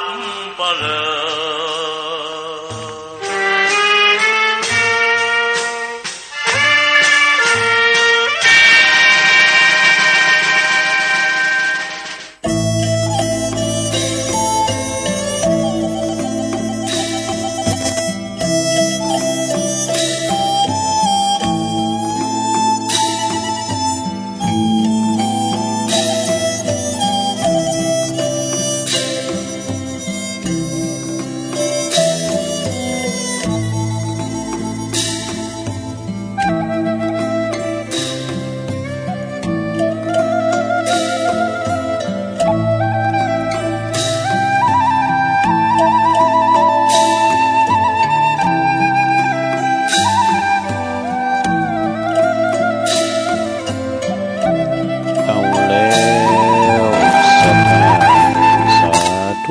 ญาติโยมทั้งหลายเนาะตุลุงก็พักเบรกพักครึ่งนางบนลำไปก็เจ็บหลังเจ็บเอวลูกยางต่างเตียวอย่ายืดเส้นยืดสายแล้วก็มานั่งอู่กันต่อเนาะในชั่วโมงที่2ขณะนี้ต่างหลายก็กำลังฟังรายการสัพเพเหระปกิณกะขอนลุงไก่แจ้งรายการเสียงธรรมแสงทองดำเนินรายการโดยตุลุงยองมานางอู่นางจ้ากับปออกสถามาตั้งแต่ตี2ตี3นำสาระเล็กๆน้อยๆเนาะมาให้สถาได้ฟังนะขณะนี้ก็เป็นเวลาอยู่4 โมงกับ10 นาทีแล้วดู4 โมงกับ10 นาทีแล้วตื่นกันมาพงแล้วบอสถา4 โมงนี่ถือว่าเป็นโอกาสอันดีลูกม่ำเจ้านี่มันอากาศสดชื่นเนาะจะเอามาจัดรายการเจ้านี่นะมันปลอดโปร่งสมองโล่งสบายกึดหยังก็ง่ายพอนี้เพราะว่ามันหับอันเอกสารใหม่เป็นใจเครื่องพิมพ์นี่ ก็วันพุธก็ปกติอยู่เนอะศรัทธาพุธวันเสาร์ก็จะได้มายกวัดมาบ้านกิจกรรมเนาะ เฮาสมมุติว่าไปวัดเองฉะนั้นก็ศรัทธาญาติโยมวันพุกนี่เป็นวันที่3ที่4กันเนาะพุกนี่จะเป็นวันเสาร์ก็บอกเอิญเชิญชวนทำกรรมเนาะอายุวัฒนมงคลครูบาเสาค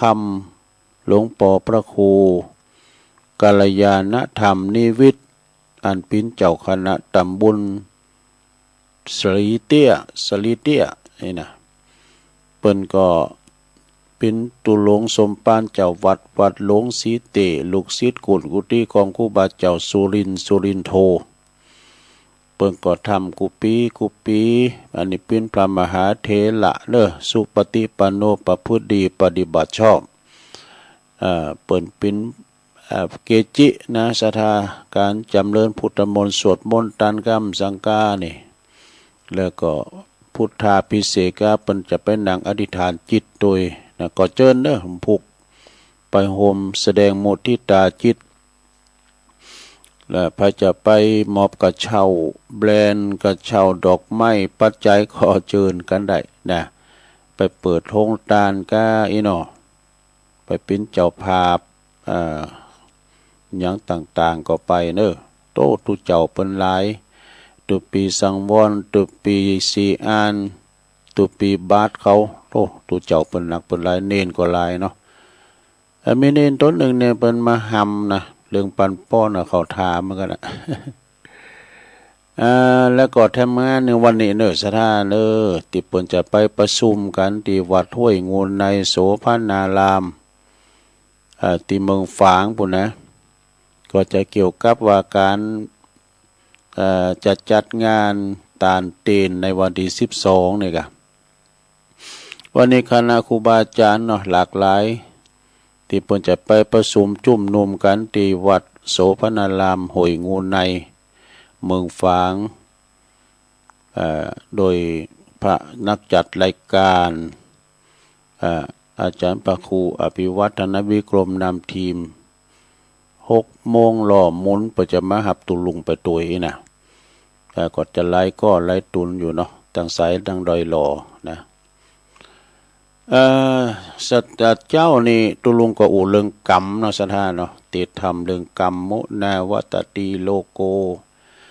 กรรมที่มันนักที่สุดนี่ก็คือกรรมการกระทำกับปอกับแม่อันนี้เป็นกรรมติดโหจโลดนะมาเต้นจาดเนี่ยวะ ฉะนั้นไผจะไปทำกรรมกับปอกับแม่ผู้มีบุญคุณอันล้นเหลือถ้ามีเปิ้นเอาก็ไม่ได้เกิดมาแล้วสัทธากรรมกับปอกับแม่มันหันเต้นตาหันมาลายแล้วนะแต่ก่อนนี่ขู่ปอขู่แม่เนี่ยเผื่อมันมีลูกมีเต่ามีลูกมีเมว่าเราลูกมันมาขู่เหมือนกับมันขู่ปอมันปินอย่างอันกรรมมันตัวเนาะมันตามตันถึงจัดเนี่ยแม่อุ้ยคนหนึ่งเนี่ยนอนทะลงตุกติดต่างติดเต้งลูกสาวเปิ่นก็กินแอลครบหมู่ครบฟุ้งวะ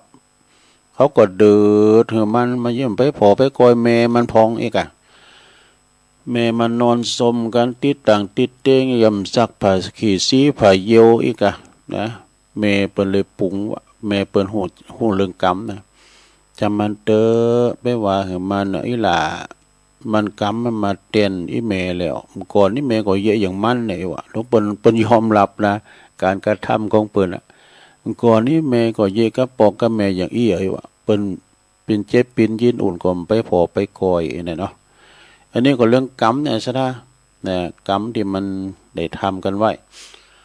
อย่างทุกเจ้าที่เปิ้นเดินทุดงนี่ก็เรื่องกรรมเหมือนกันเนาะซะนะเนาะมันจะเป็นกรรมมาแต่จัดใดปางใดบ่ฮู้เนาะ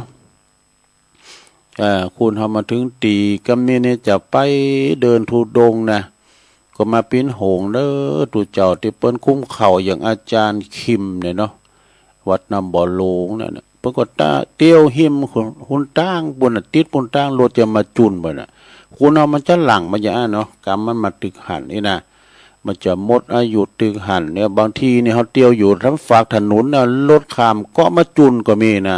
สะดาเนาะรถข้ามเกาะ ถนนมาจุนอีกก็มี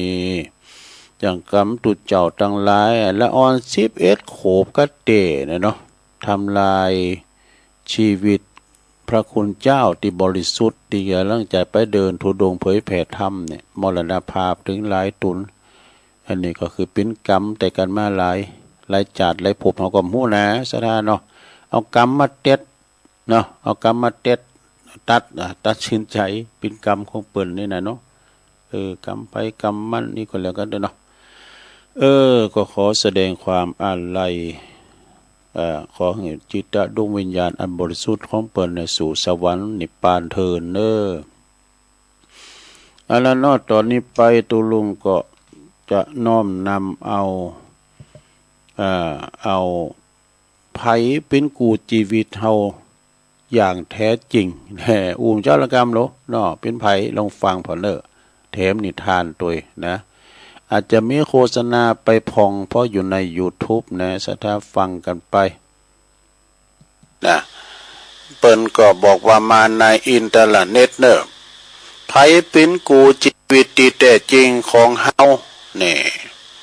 ไผพองนะแต่ว่าปอแม่บัดใจเนี่ยแปลว่าข้อหนึ่งแปลว่าเป็นปอของใจเป็นแม่ของใจเป็นสามีกาภริยาลูกเต่าหรือเปิ้นก็บ่ใจสักคนบัดแล้วไผเป็นกูชีวิตเฮาเฮียเปิ้นถามไว้นะแล้วแปลว่าข้อที่สองว่ากูชีวิตเฮาที่แท้จริงก็คือร่างกายของเฮานั่นเองเนี่ยมันเฮาเกิดมันมาเนาะเฮาก็อยู่ด้วยมันกายกับใจเนี่ยแยกกันบ่ได้กายกับใจนี่แยกกันบ่ได้คู่ชีวิตที่แท้จริงก็คือร่างกายของเฮานั่นเองนะที่อยู่ด้วยเฮามาตลอดเวลามันเป็นโรคภัยไข้เจ็บก็รักษามันมันหนาวก็สอบผ้ามาห่มนุ่งเสื้อมันมันร้อนก็เอาผ้าลุ่มมาเป่าวีมันเนี่ยมันเย็นนี่นะมันขยากกินข้าวก็ซ้อของกินเมื่อมันกินเองร่างกายดูใจนี่นะมันมาอยู่กับกายใจกับกายเนี่ยเล่งกายนะกันมันหิวก็หือมันกินกันมันอิ่มก็ย่างปออันนี้ก็คือมาอยู่ด้วยเฮาแต่คือกายแล้วก็ข้อที่สามเมื่อร่างกายของเฮาเนี่ยมันบัดตอบสนองก็บ่มีไผอยู่กับคุณเดี๋ยวนี่มีไว้อยู่กับเฮาแล้วกันร่างกายเนี่ยมันตอบสนองนะ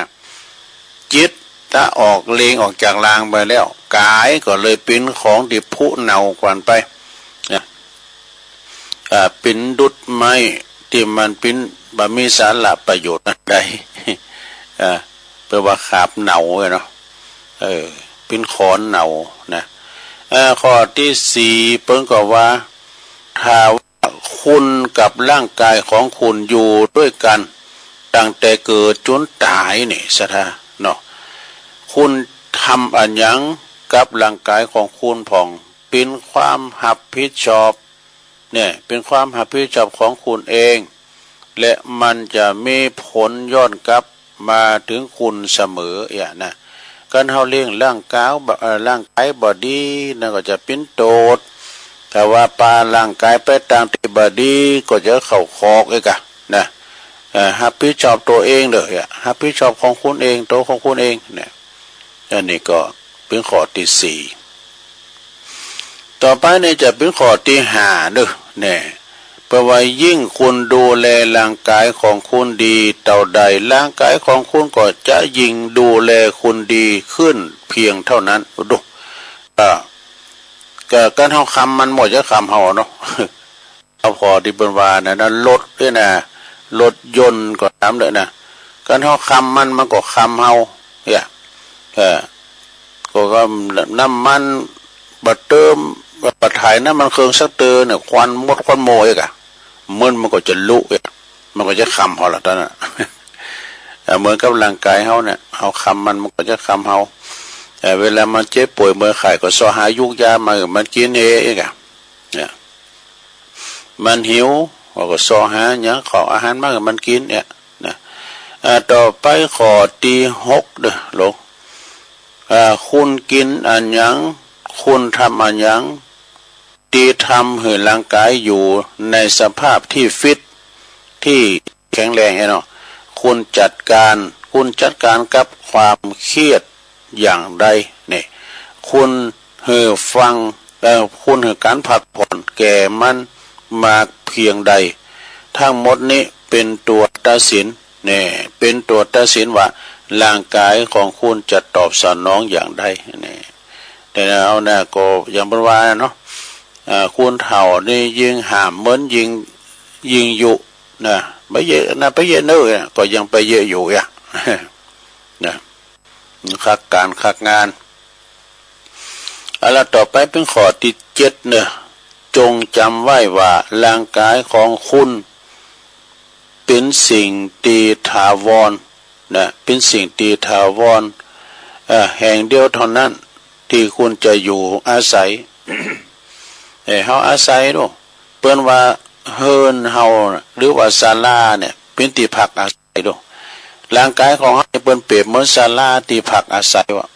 เฮาอยู่ในศาลาเนี่ยศาลาไผศาลามันเนี่ยอย่างศาลาเฮาเนี่ยมันลุมันเก่ามันปวดโตมันโผปะติ๊กๆน่ะก็เหมือนร่างกายของเฮาเนี่ยมันทรุดโทรมด้วยโรคภัยไข้เจ็บมาลุมเล่าโรคเก่าเบาหวานไขมันความดันเนี่ยเนาะเหมือนกับเฮือเนี่ยมันพุกก่อนไปแล้วโปกกินมาติ๊กๆนะมันจะกุนมาได้โหเนี่ยก็ร่างกายเฮาก็เหมือนกันนั่นแล้วมันก็เหมือนกับว่าศาลาแปลว่าใจเป็นนายกายเป็นเบาร่างกายแปลว่าชีวิตเหมือนการเดินทางนี่ร่างกายเหมือนที่อยู่ที่อาศัยเนี่ยศาลาเหมือนกับที่พักชั่วครั้งชั่วคราวเหมือนกับร่างกายเฮาเนี่ยจะอยู่ถึงไหนมั่วนะข้อที่8ร่างกายของคุณก็คือทรัพย์สินหนี้สินซึ่งจะบ่มีภัยมาลมแชร์ได้เลยนี่ข้อ8นะถ้าใครชอบลุกมาเข้าห้องน้ำกลางดึกบ่อยๆเราแนะนำเลยค่ะว่าให้ทานวันละ2ชิ้นหรือถ้าใครต้องลุกไปเข้าห้องน้ำหลายครั้งต่อคืนตัวนี้ก็ ต่อไปเป็นข้อที่9ร่างกายของคุณก็คือความรับผิดชอบของคุณเองของตัวคุณเองเพราะคุณคือคู่ชีวิตที่แท้จริงของมัน เฮานี่เป็นหมอใหญ่ในตัวเฮานะสถาเป็นคู่ตัวเฮาความเจ็บป่วยเมื่อยไข้ที่ไหนเจ็บที่ไหนเฮาฮู้คนเดียวคนอื่นจะฮู้ด้วยดูนี่เวลาว่าเฮาไปที่หมอนะหมอจะถามว่าเพิ่นจะถามอาการเฮาเป็นจะฮือพองน่ะเจ็บตาโมตาฝาดตาฟางกินข้าวลามไอแข้งขาเป็นจะได้จะถามหาพยานเลยซอหายามันตัวจับมันน่ะนี่ดูแต่เฮาเป็นครูใหญ่มันนะเป็นอาจารย์ใหญ่มันนะมันเจ็บที่ไหนหูบ่หรอกมันเคยมีกันเด้อๆนะมันเจ็บเอวกันเจ็บหัวเข่าแข้งขาอันนี้ก็คือเป็นเจ้านายมันแล้วข้อที่10สุดท้ายนะลงเด้อข้อที่10สุดท้ายจงมีร่างกายแต่ก็สภาพที่ฟิตแล้วก็ดูแลตัวคุณเองเงินมาแล้วก็ไปญาติมิตรเนี่ยญาติแล้วก็มิตรบ่ใจสิ่งที่ถาวรจงจำไว้ว่าบ่มีไผสามารถช่วยร่างกายของคุณได้นอกจากตัวของคุณเองเนี่ยแต่กันเนาะมีไผช่วยเฮาได้นอกจากตัวเฮาเองนะแล้วก็ควบคุมลมหายใจนะควบคุมลมหายใจเฮาหายใจเข้าลึกๆเปิดปอดนะหายใจเข้าลึกๆเปิดปอดเนี่ยนั่งสมาธิเปิดใจโยคะเพื่อร่างกายการเดินเปิดหัวใจเนี่ยอาหารดีๆ อาหารดีๆเพื่อลำไส้ความคิดที่ดีเปิดจิตวิญญาณกรรมดีเพื่อโลกจบสถากรรมดีเปิดโลกจบพอดี ขอบคุณโยมยุพินหอปีหน่อยสูงมาเนอะนี่นะหน้าศาลากลางเอามาทบทวนความจำอีกกรรมหนึ่งนี่กันเนาะศรัทธาญาติโยมทั้งหลายก็เป็นกรรมดีๆทางนั้นนะเอามานำเสนอศรัทธาได้ฟังกันไป เอาแต่บทหนึ่งอันนี้ก็เป็นเจอใด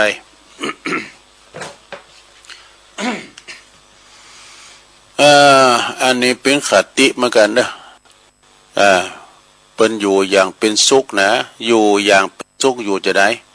คือ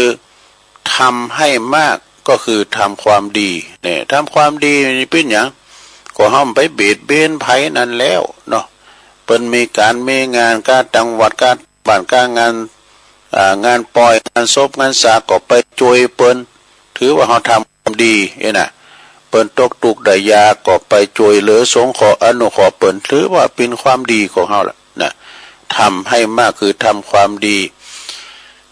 มีให้มากก็คือมีน้ำใจเนอะน้ำใจเนี่ยปุตโตน้ำบ่อน้ำคลองยังเป็นรองน้ำใจน้ำไหนๆก็ยังไม่จะชื่อว่าเป็นน้ำใจของเฮานี่มันมีคุณค่าเวลาเปิ้นถูกอุทกภัยน้ำท่วมไฟไหม้ก็ภัยธรรมชาติเอาไปช่วยเปิ้นก็คือน้ำใจนะน้ำใจสู่น้ำท่วมเนาะน้ำใจสู่น้ำท่วมมีดงแล้วก็ให้มากก็คือให้อภัยนักก็คืออภัยเนี่ยนะโอ้ยอภัยนี่อันนี้นี่มันสวนกระแสเหมือนกันเนอะบางทีนี่ก็เปิ้นได้มาคำขาลาวีเฮากาผลสุดท้ายมาเฮาหืออภัยอันนี้ปดโตอันนี้เป็นการต้านที่เหนือที่สุดคืออภัยทานเนี่ยนะเปิ้นว่าอย่างก็จังมันเตอะเปิ้นเยอะอย่างก็จังมันเตอะนะจังมันเตอะก็คือหืออภัยมันลืมหือใดก็คือลืมความแค้นเนาะสมัยเป็นละอ่อนก็สมัยเฒ่ามาก็นะไปทำอย่างว่าก็แค้นนะแล้วก็จำให้แม่นคือจำบุญคุณคนนี่จะไปลืมแต้ซะทะเปิ้นเคยช่วยเหลือเฟื่อไฟเฮาก็ดีเวลาเฮาตกทุกข์ได้ยากเนาะคัดสนกำสังกาเนี่ยยืนมือมาช่วยเฮาจะไปลืมบุญลืมคุณเปิ้นแม้แต่สัตว์สิ่งหิ่งห้อยก็ตามเถอะนะเฮาก็จะไปลืมบุญลืมคุณแม่โง่โตควายก็ดีเฮาการใช้งานมันก็มีบุญคุณกับคุณเฮานะไถนากำสังกานี่จะย้อนยุคไปแล้วก็จะไถนาโดยควายแล้วก็จะไปรถไปลาก็มีน้ำมันก็เอาขี่ล้อไปนะเดี๋ยวย้อนยุคกันกันเราแล้วก็ถือให้ทนก็คือถือสัจจะเนี่ยสัจจะคือความจริงใจขอสัจจะนี่เป็นธรรมที่สูงส่งเหมือนกันเด้อถือให้ทนก็คือถือสัจจะสัจจังเวอมตาวาจาคำสัตย์นี่มันตึงบ่ตายนะเนาะละให้หมดก็คือละทำพิษเนี่ยคนเฮานี่มันก็มีพิษพองแต่เฮาละไอ้กัมมันก็เมียนะละได้คือละความผิดแล้วก็ยึดให้ติดก็คือยึดความกตัญญูเนี่ยเด้ออันนี้เป็นตัวสำคัญแต่ความกตัญญูโหกุลโหบุญเพราะว่าจะเป็นปิตามารดาครูบาอาจารย์ที่เปิ้นมีคุณกับเฮาเนี่ยจะไปลืมคุณเปิ้นเรียกว่ามีความกตัญญูโหบุญโหคุณแม่แต่ว่าสังก็ตามเด้อโหคุณสัตว์สิงสาราสัตว์นั่นไปโหคุณหมายคือมันครบโหกันอย่างเจ้านั่นน่ะแม่โง่โตควายเคยใจการใจงานมันเนี่ยโหบุญโหคุณมันเองกันนะความกตัญญูแต่เฮาก็เอาพ่อแม่ในเป็นติดตั้งนะโยมพ่อแม่ของเฮาเปิ้นเลี้ยงดูปูปาเฮามาจนเติบใหญ่ก็จะไปลืมบุญลืมคุณเปิ้นคุณปอ21คุณแม่12น่ะก็เคยเอามาว่าหลายเตือเนาะคุณปอคุณแม่เนี่ยหลายเตือแล้วก็โหหือมาก็หือโหใจตนนี่ใจตนนี่เป็นบุญเป็นคุณก่อแล้วก็ทนให้ได้คือทนต่อคำนินทานี่ แล้วชีวิตจะเจริญแล้วก็อยู่อย่างเป็นสุขเนี่ยกรรมนินทานี่มันตึงมีแต่ได้มาละนินทาแปลว่าความนินทากาเลก็เป็นโลกธรรมอย่างหนึ่งนะทั้ง8อย่างโลกธรรมมันกูกันเปิ้นว่ามียศเสริมยศมีลาภเสริมลาภมีสรรเสริญก็มีนินทาแล้วแปลว่ามีสุขแล้วก็ยังมีทุกข์เนี่ยมันคู่กันไปให้มันโดนนินทานี่ก็ถึงมีสักเตือคำนินทานี่มันมีมดติสินนินทายิงคุณที่เป็นโหน่าโหน่าคุณนี่บอกว่าจะเป็นนายกกำนันปอแควนปอหลงนายกอบตกันเนี่ยมันถึงโดนหมดบัตรผู้หลงก็ตามในระดับผู้นำเนี่ยนะมันถึงโดนหวาหมดนะโดนเราขวัญพองกำให้กำดีมันถึงมีเหมือนกับตัวเจ้าหลงเนี่ยอยู่กับวัดกับว่าอยู่ตุนเดียวหลังปีน้องตึงบาทเนี่ยเหมือนใจมันกูโคมันเหมือนใจนะคนนั้นจะเอาอย่างอันคนนี้เอาอย่างนี้มันดึงพิษพ่องมองใจกันไปพ่องโลกกระทำทั้ง8มันดึงมีภัยจะมาซักเซินเฮาตลอดเวลาเปิ้นจังเฮาเมื่อก่อนเราขวัญเฮานินทาเนี่ยนินทาก็เราขวัญเนี่ยมันอันเดียวกันเนาะนินทาว่าให้นี่กรรมนินทานี่มันดึงบดีสักกรรมนะเปิ้นว่าถ้าว่ามีกรรมเราขวัญมีกรรมนินทานี่ก็บ่มียากำลังยาชูกำลัง มันว่าเฮาอ่านกายอันนี้ก็เป็นคติธรรมอย่างหนึ่งเอาหมอชาวจีนนะครับเนาะ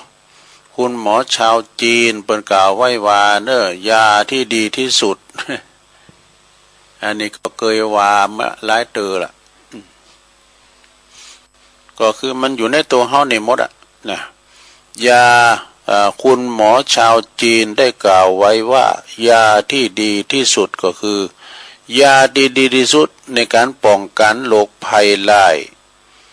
โรคภัยร้ายตึงมนก็คือการเดินดูโอ้นักเดินทางการเดินนี่เป็นการออกกำลังกายไปในโตหรอคุณที่เดียวถึงวันนี่จะมีแหงเนอะมันคุณเลยมันมือในเตี้ยวนี่ก่อนนะแกคุณที่เลี้ยงสัตว์ก็แต่ตัวโง่ตัวควายเนาะไปให้เหล่าก้ำจังก้าเนี่ยเป็นการออกกำลังกายไปในโตพอการเดินทางเนี่ยวันนี้เขาหันว่าเปิ้นออกการเดินทางแบบเปิ้นปั่นรถถีบก็ได้นะขี่รถถีบนั้นที่เปิ้นเป็นอันรถถีบเตียนเบานั่นขี่ขึ้นมาแพ่บนดอยน้อยพุ่นนะเท้าไม่แตะพื้นนี่บ่เปิ้นว่ามันมีเกของมันดอกรถถีบนั่นนะแพงเนี่ยราคาเป็นหลายหมื่นเป็นแสนก็มีนะซะนะรถถีบสเตอร์ลิงอย่างเงี้ยประมาณเนาะมันมีเกของเปิ้นแต่การเดินทางเป็นการออกกำลังกายที่ดีที่สุดว่ะนะเป็นการป้องกันโรคภัยโรคร้ายที่ดีที่สุดในการเดินทางแล้วก็ยาอายุวัฒนะที่ดีที่สุดก็คือการหัวเราะโต้ไข่โหนี่เป็นยาอายุวัฒนะบัดนี้แปลว่าหัวเราะต่ออายุอะไรหัวเราะต่ออายุมีพกอารมณ์ขันมาโดยไข่โหงายเปิ้นว่าเนาะไข่โหได้บ่เส้นตื้นนี่แม่บางผอง มีหันเติงตุลุงปันศีลเนี่ยภาษาท่าเนาะแต่ก็อันชุดท้ายปันอันศีลหาแล้วเนาะแล้วก็เดี๋ยวจะว่าอิมานีนะตอนสรุปศีลนั่นน่ะมาปวดไข่โห เพิ่นก็เลยซากันเนี่ยไข่หน้าไข่ตาเนาะวิญญาณโน่นนี่ก็มันไม่รู้ตุลุงนะก็มันไข่โหแล้วเนี่ยมันลุมมัน มันบ่คืนด้วยพิจารณามันก็แหละมันไข่โหน่ะสะหนาสะมันปวดไข่โหอย่างคนเฮาหายไงกะ ก็มันไห้แล้วมันถึงไข่ดักแล้วมันคือว่าน่ะลุมมันมีกันมันเป็นจุดักซ้ำไห้เดียวจะเป็นละอ่อนนะต่อไปเราดูอย่างแอมยาเสริมความงามที่ดีที่สุดก็คือการนอนหลับปุถุผูกจันรับไปซะปากกระตอนเลยจ้ะเป็นเปล่านอนรับเป็นการเสริมความงามอันนี้สามารถเจ้าจีนบนนะหมอเจ้าจีนบ่แอมขอนะเพราะว่ายาชูกำลังที่ดีที่สุดก็คือการแช่เท้าด้วยน้ำอุ่นนะเอาเท้าในเจนน้ำอุ่นวะรู้แล้วก็ยาป้องกันโรคกระเพาะอาหารที่ดีที่สุดก็คือการคลึงท้องรูปต้องรูปต้องวะอันนี้มึนละนี่4 กันยา 63ละโดยายจันเรือนใสไม่จันเรือนใสโดยสูงมากนะต้องลงโจทย์ได้หมดไอ้ที่เพิ่นสูงมากในอินเทอร์เน็ตนี่นะก็สูงมากก็อ่านไป7 ดี7 ดีอันนี้เขาไม่เดินเพนทิมหวางเด้อ7 ดีนี่ไม่เหมือนนี่7 ดีทำให้ชีวิตดีเนี่ย1จิตใจดีเนี่ยจิตใจเฮาดีนี่มันดีหมดสะดะจิตใจเฮาบ่ดีนี่มันบ่ดีนะจิตใจเฮาดีนี่ดีหมด2ความคิดดีนี่ความคิดดีเฮาคือไปตั้งดีนะไปตั้งน้ำตั้งธรรมตั้งกินตั้งตานบัวกะเนาะ3พูดดีนะดีก็ที่เป็นตั้งกันละเป็นมงคลนะกะบ่กรรมสอเศษกรรมเนี่ยก็นะดีไปตั้งน้ำตั้งธรรมเนาะ4ทำดีเนี่ยก็ทำดีก็คือปฏิบัติตัวของเฮาดีนะทำดีกฎหลายอย่างหันเปิ้นจะขามหนตั้งก้าคนเฒ่าก้านะจูงแขนเปิ้นขามหนตั้งก็ได้บุญแล้วเนาะหันเกี่ยวตกเหหนตั้งเก็บก็มันบาดตีนเปิ้นก็ได้ดีแล้วทำดีแล้ว5อารมณ์ดีก็คือเป็นอารมณ์อิทธารมณ์นะคืออารมณ์ดีอันนี้ทารมณ์เนี่ยอารมณ์บ่ดีกันเนาะอิทธารมณ์ก็คืออารมณ์ที่ว่าปล่อยวางยิ้มแย้มแจ่มใสจิตใจลื่นเริงเนาะข้อที่6คบคนดีนี่คบคนดีเป็นกัลยาณมิตรกัลยาณธรรมนี่คบคนดีเป็นสีแก่ตนและสุดท้าย7ข้อที่7แบ่งปันดีนี่แบ่งปันน้ำใจกันเนาะสดาแบ่งปันเฮามีหยังก็แบ่งปันเพิ่นนะที่เพิ่นมีเฮาก็แบ่งปันเพิ่นและเวลาเดี๋ยวนี้ยุคน้ำมันขาดแคลนในตุลุงวานนะถ้าเป็นตั้งเดียวกันก็ไปตัวกันแบ่งปันน้ำใจเรียกว่าเป็นว่าทางเดียวกันไปด้วยกันประหยัดน้ำมันแบ่งปันน้ำใจ จบลงไปเนาะศรัทธาญาติโยมทั้งหลายเก่าพองใหม่พองศูนย์อ่านกันไปแต่เอามาเล่าสู่จูกันฟังเด้อศรัทธานาบุญญาติโยมทั้งหลายที่ฟังกันตั้งบ้านตั้งจองซึ่งว่าต่างงานคติธรรมที่เพิ่นส่งมาก็ดีแล้วจดไว้ก็มีตั้งอินเทอร์เน็ตก็ดีนิทานธรรมก็ยังมีอยู่วันพุธก็ซ้อมมาแถมนะมันจึงมีเปิดเติงธรรมแถมกองโงนธรรมนี่นะอันนี้มาไหว้กันเนาะอันนี้เรื่องวัดอีกกันเนี่ยเนาะเปิ้นว่าถ้าว่ามี10อย่างนี้ก็จะมีชีวิตที่เจริญนะอันนี้ตั้งแต่ปี63เหมือนกันจดไว้หมดละเพราะว่า1สิ่งที่ควรวางก็คือความเครียดความเครียดนี่มันถึงมีหมดแล้วเนาะเวลาว่าเฮาบ่มนอกบ่มนใจก็มีความเครียดบางทีก็เครียดกับลูกกับเต่าลูกหลานพ้องนะเครียดกับสีสามีภรรยา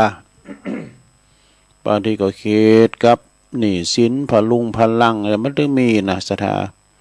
บางทีก็เครียดกับโรคภัยไข้เจ็บมาเบียดเบียนก็เป็นธรรมดาเนาะศรัทธาคอยรักษามันไปจะไปเอาความเครียดมาเข้าอกเข้าใจมันก็มีเหมือนกันหมด เจ็บปินยินอุ่นว่าเปิ้นว่าโตเปิ้นยังเลอเฮาเกินเอาคืออันนี้มาแตดใจอะเนาะหนึ่งสิ่งที่ควรวางก็คือความเครียดแล้วก็สองสิ่งที่ควรเกลียดก็คือความหลงเนี่ยความหลงอกหลงใจหลงมัวเมาหลงในแสงสีหลงในแฟชั่นอย่างต่างๆนี่นะเปิ้นมีก็อยากมีอยากเด่นอยากบินอยากดัง คือเป็นความหลงอย่างหนึ่งเนาะสามสิ่งที่ควรปลงก็คือความทุกข์ตุกอกตุกใจปุ้งเตอะนี่เนาะมีความปล่อยวางมีความปลดปุงปลดตุกปลดอยากปุงไปมีความปลงควรสิ่งที่ควรปลงก็คือความทุกข์แล้วก็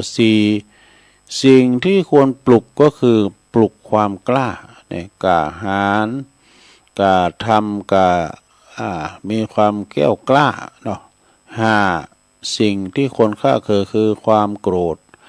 ความโกรธก็คือใจหินใจป๊อดเนี่ยเนาะสตาโมโหโตโสหุนหันพันแลนการเวลามันโกรธมันเกลียดมานี่นะมันเต้นเนี่ยมันมาขวางหมดเลยนะให้ยั่งให้ก่อนถ้ามีความโกรธด้วยนะจักตอกก็เสียวหมด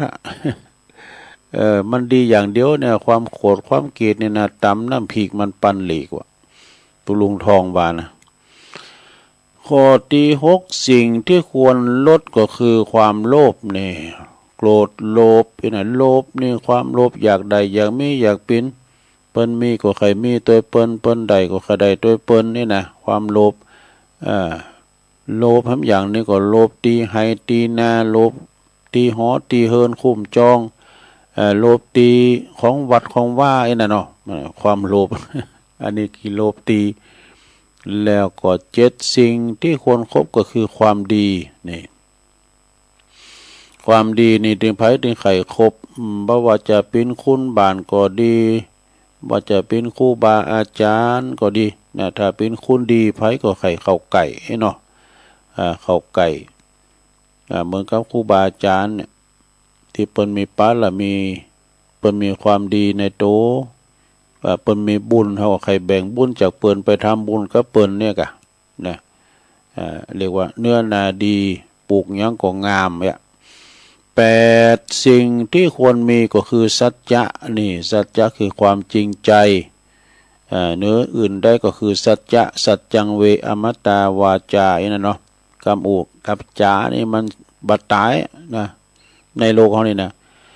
เก้าสิ่งที่ควรชนะคือใจตนใจนี่เป็นใหญ่เนื้อใจเป็นนายกายเป็นเบาใจนี่มันต้องชนะมันว่าเขาไปกันหมดเขาไปนะหรือเรายังไปอยู่ดิการใจโตเก่าละการใจโตเก่าแล้วเป็นว่าสิ่งที่ควรชนะคือใจตน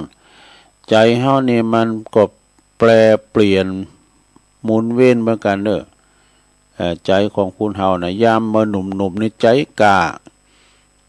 ใจกล้าโตใจถึงนี่นะใจถึงมือถึงเนี่ยเฒ่าแก่มาแล้วก็ใจนี่ก็ยอบอ่อนไปพอง พันแน่นอนเหมือนกันน่ะและสิบสุดท้ายเนี่ยสิ่งที่ควรทนก็คือคำนินทาคำนินทามันถึงมีหมดอ่ะคำนินทาเรียกว่าคำนินทาโลกธรรมทั้งแปดโลกธรรมทั้งแปดมันมีสี่กูมีมีลาภก็เสริมลาภมียศก็เสริมยศมีสรรเสริญก็มีนินทามีสุขไม่ทุกข์มันเข้ากูกันไปเนี่ยเรียกว่าเป็นสิ่งที่กูกันลาภยศสรรเสริญเนี่ยนะเป็นสิ่งที่กูกันไปอันเนี้ยที่เพิ่นว่ากันนะศรัทธาญาติโยมทั้งหลาย มีแถมบทหนึ่ง อันนี้เรื่องวัดนะเรื่องวัดเจ้ามันจะวัดสกรรมจะเรื่องวัดสกรรมอันนี้เชิญทำบุญ9 วัดลูกโอ้ปัจจุบันทำบุญ9 วัดที่ไหนแล้วเลย เปิดเป็นความเป็นสิริมงคลกับตนกับตัวครอบครัวเฮาไปทำบุญเก่าวัดเนอะนี่นะอันนี้ก็เริ่มมาปี63มันก็เนอะมีเก่าวัดดังต่อไปเนอะหนึ่งเปิ่นว่าวัดความคิดว่าความคิดของเฮามันจะดีหรือว่ามันจะให้นะบัดเดี๋ยวนี้เฮาคิดดีก็นี่นะคิดดีก็ว่าคิดให้มันจะมีอยู่ในใจเฮาน่ะความคิดของเฮานี่คิดดีก็ไปทางดีโอ้วันนี้เจ้าวันนี้โอ้โมดเฮานี่เพิ่นจะมากุมเข่าหรือลุกมาดึงเข่า แล้วเกมเนี่ยเกมโตใส่บาตรอันนี้คิดดีแล้วนะอันนี้เรียกว่าค้นขวายละวัยวัจจะไม่ค้นขวายละเสาหานะของกินของวามาใส่บาตรพระน้อยเพื่อจะเอาบุญมาจูนตัวโหเนี่ยเพื่อจะมากุมเข่าไอ้นะคิดดีแล้วอะไรคิดให้โอ้เฮ้ยวันนี้เราจะไปลักเข่าลักคลองดังใดจ้านี่มันความคิดแบบนี้หรอกสองความวัดความดีเนี่ยว่าเคยมีดีหรือไม่ดีหรือไม่เนี่ยเพราะว่าสองนี่ความวัดความดีว่าเคยมีดีหรือไม่เนี่ยเพราะว่าเฮามีความดีก็เคยทำดีก็มีนะกับความดีก็ทำถึงวันสามวัดความดันความดันสูงหรือว่าความดันต่ำแต่ว่านี่ก็หมอนหนักตัวลงไปก็วัด147ว่ะวัดลำก้ามก็ลุงมาเฮ้ยที่หงยาเนี่ยนะหงยาดอยหลอแล้วก็สี่วัดความจำโอ้ความจำเนี่ยมันจะขี้ลืมนะแต่ว่านี่ออกรายการว่าพระศรีพระเดชพระคุณพระศรีธรรมโสพลกึดก็ไม่ได้วะเปิดมาเป็นประธานนี่ก็เกี่ยวกับวัดวังสะแกงนะพระเดชพระคุณพระศรีธรรมโสพลรองเจ้าคณะจังหวัดลำพูนวัดพระธาตุลิปุนใจอย่ามาหำกึดอย่ามาหำหมอรายการเอากึดก็เรียกก็ได้ก็เลยมันมาแปลกเมื่อนะสัญญาไม่แน่นอนความคิดความจำไม่ค่อยดีอันเตก็ขี้ลืมนะความจำก็ความคำว่าขี้ลืมเนี่ยเพราะอะไรอยู่ด้วยกันตั้งแต่ปีกับน้องก็ไม่นะลืมการเอามากึดในกำรุนเนาะโอ้เขาว่าตะเก่านั้นได้เก่าสักกรรมเขาว่าตะอู่เรื่องนั้นอู่สักกรรมเนี่ยเป็นยังผู้ก่อยอู่เนี่ยแต่เขาตัวลุงนี่ยังดีอยู่นะมันมา3 วัน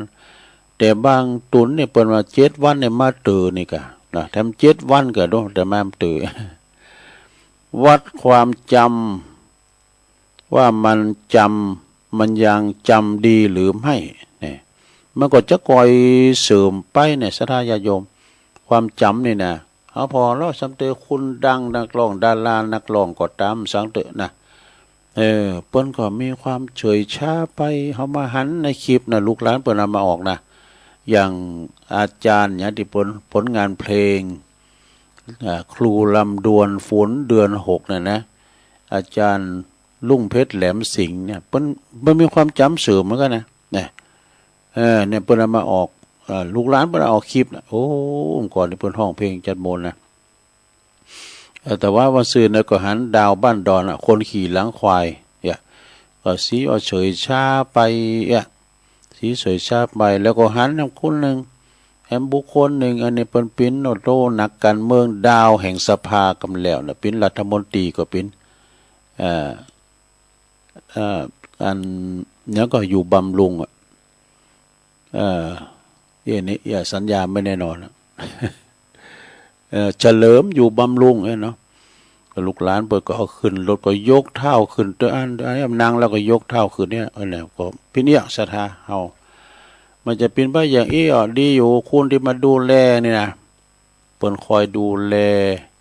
พ่อก้อยเฮาเนี่ยดีที่สุดมีลูกมีเต่าพ่อก็ดูแล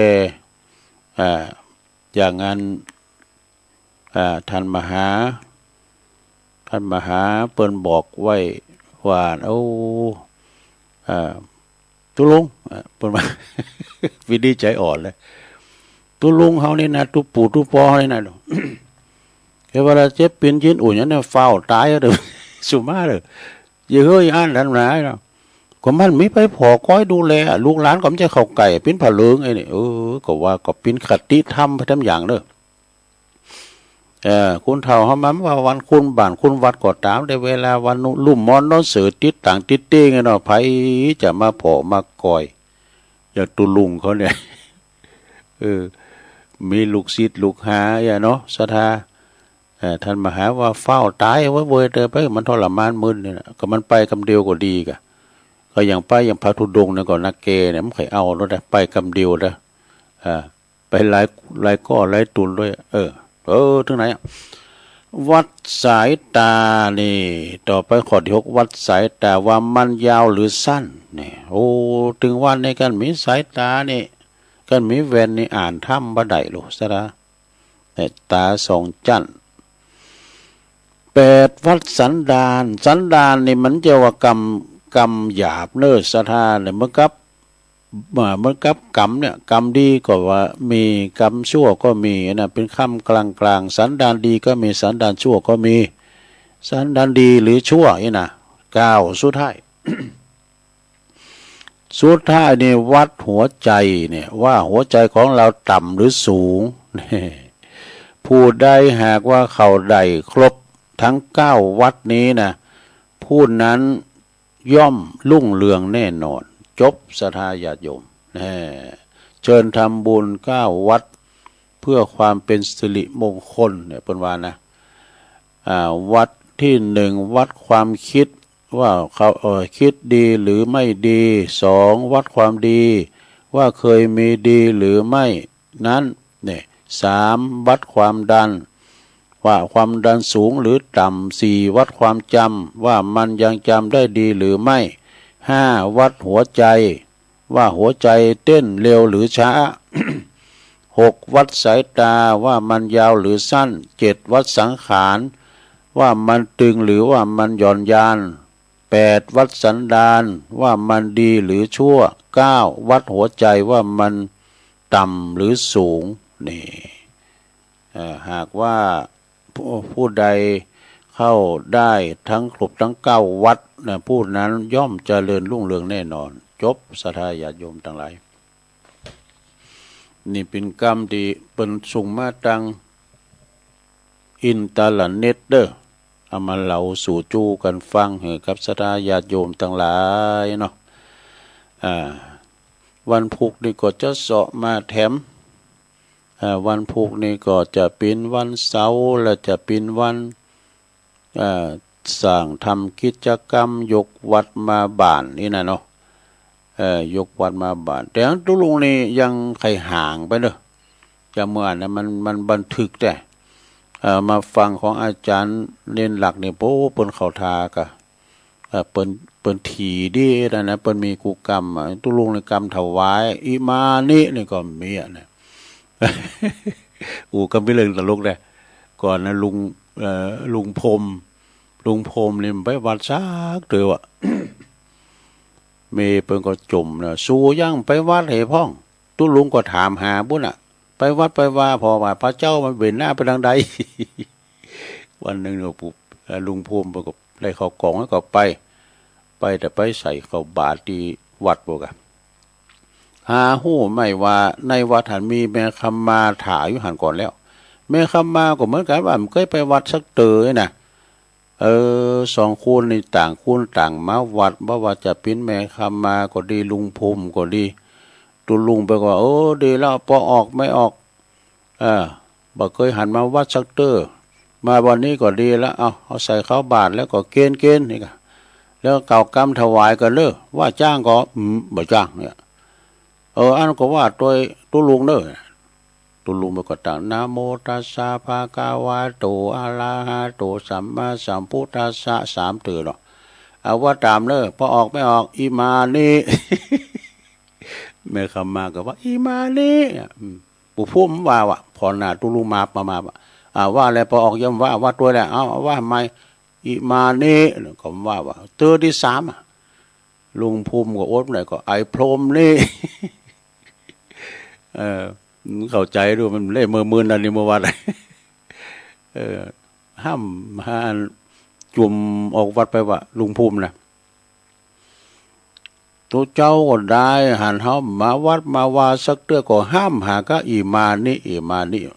ก็ไอ้พรมอยู่นี่ถึงคนมาเยี่ยมว่าไอ้พรมนี่คุณเคยมาวัดเนาะสถานเนาะอันนี้มาเสริมได้ เอาละสถานญาติโยมสมควรเวลาเห็นแล้วนี่ว่าจะตักตั้งลายก็บ่ได้ตักเปิดสายก็ไม่ได้เปิดวันนี้วันพุธพักกันใหม่เด้อพวกเจ้าพักกันใหม่พวกนี้กิจกรรมยกวันมาบัดตอนนี้ไปฟังท่านพระครูชลทานพิทักษ์ตุลุงแดงเด้อวัดแม่ห้องใครเป็นจะติดนำติดทำกันต่อไปเอาอยู่ดีมีสุขอายุมันควันยืนมีจุกมีใจเหมือนกันจุกคนจุดตันบึดปักกันที่วัดห้วยงูในจัตตาโลธรรมาวัฏันติอายุวันโน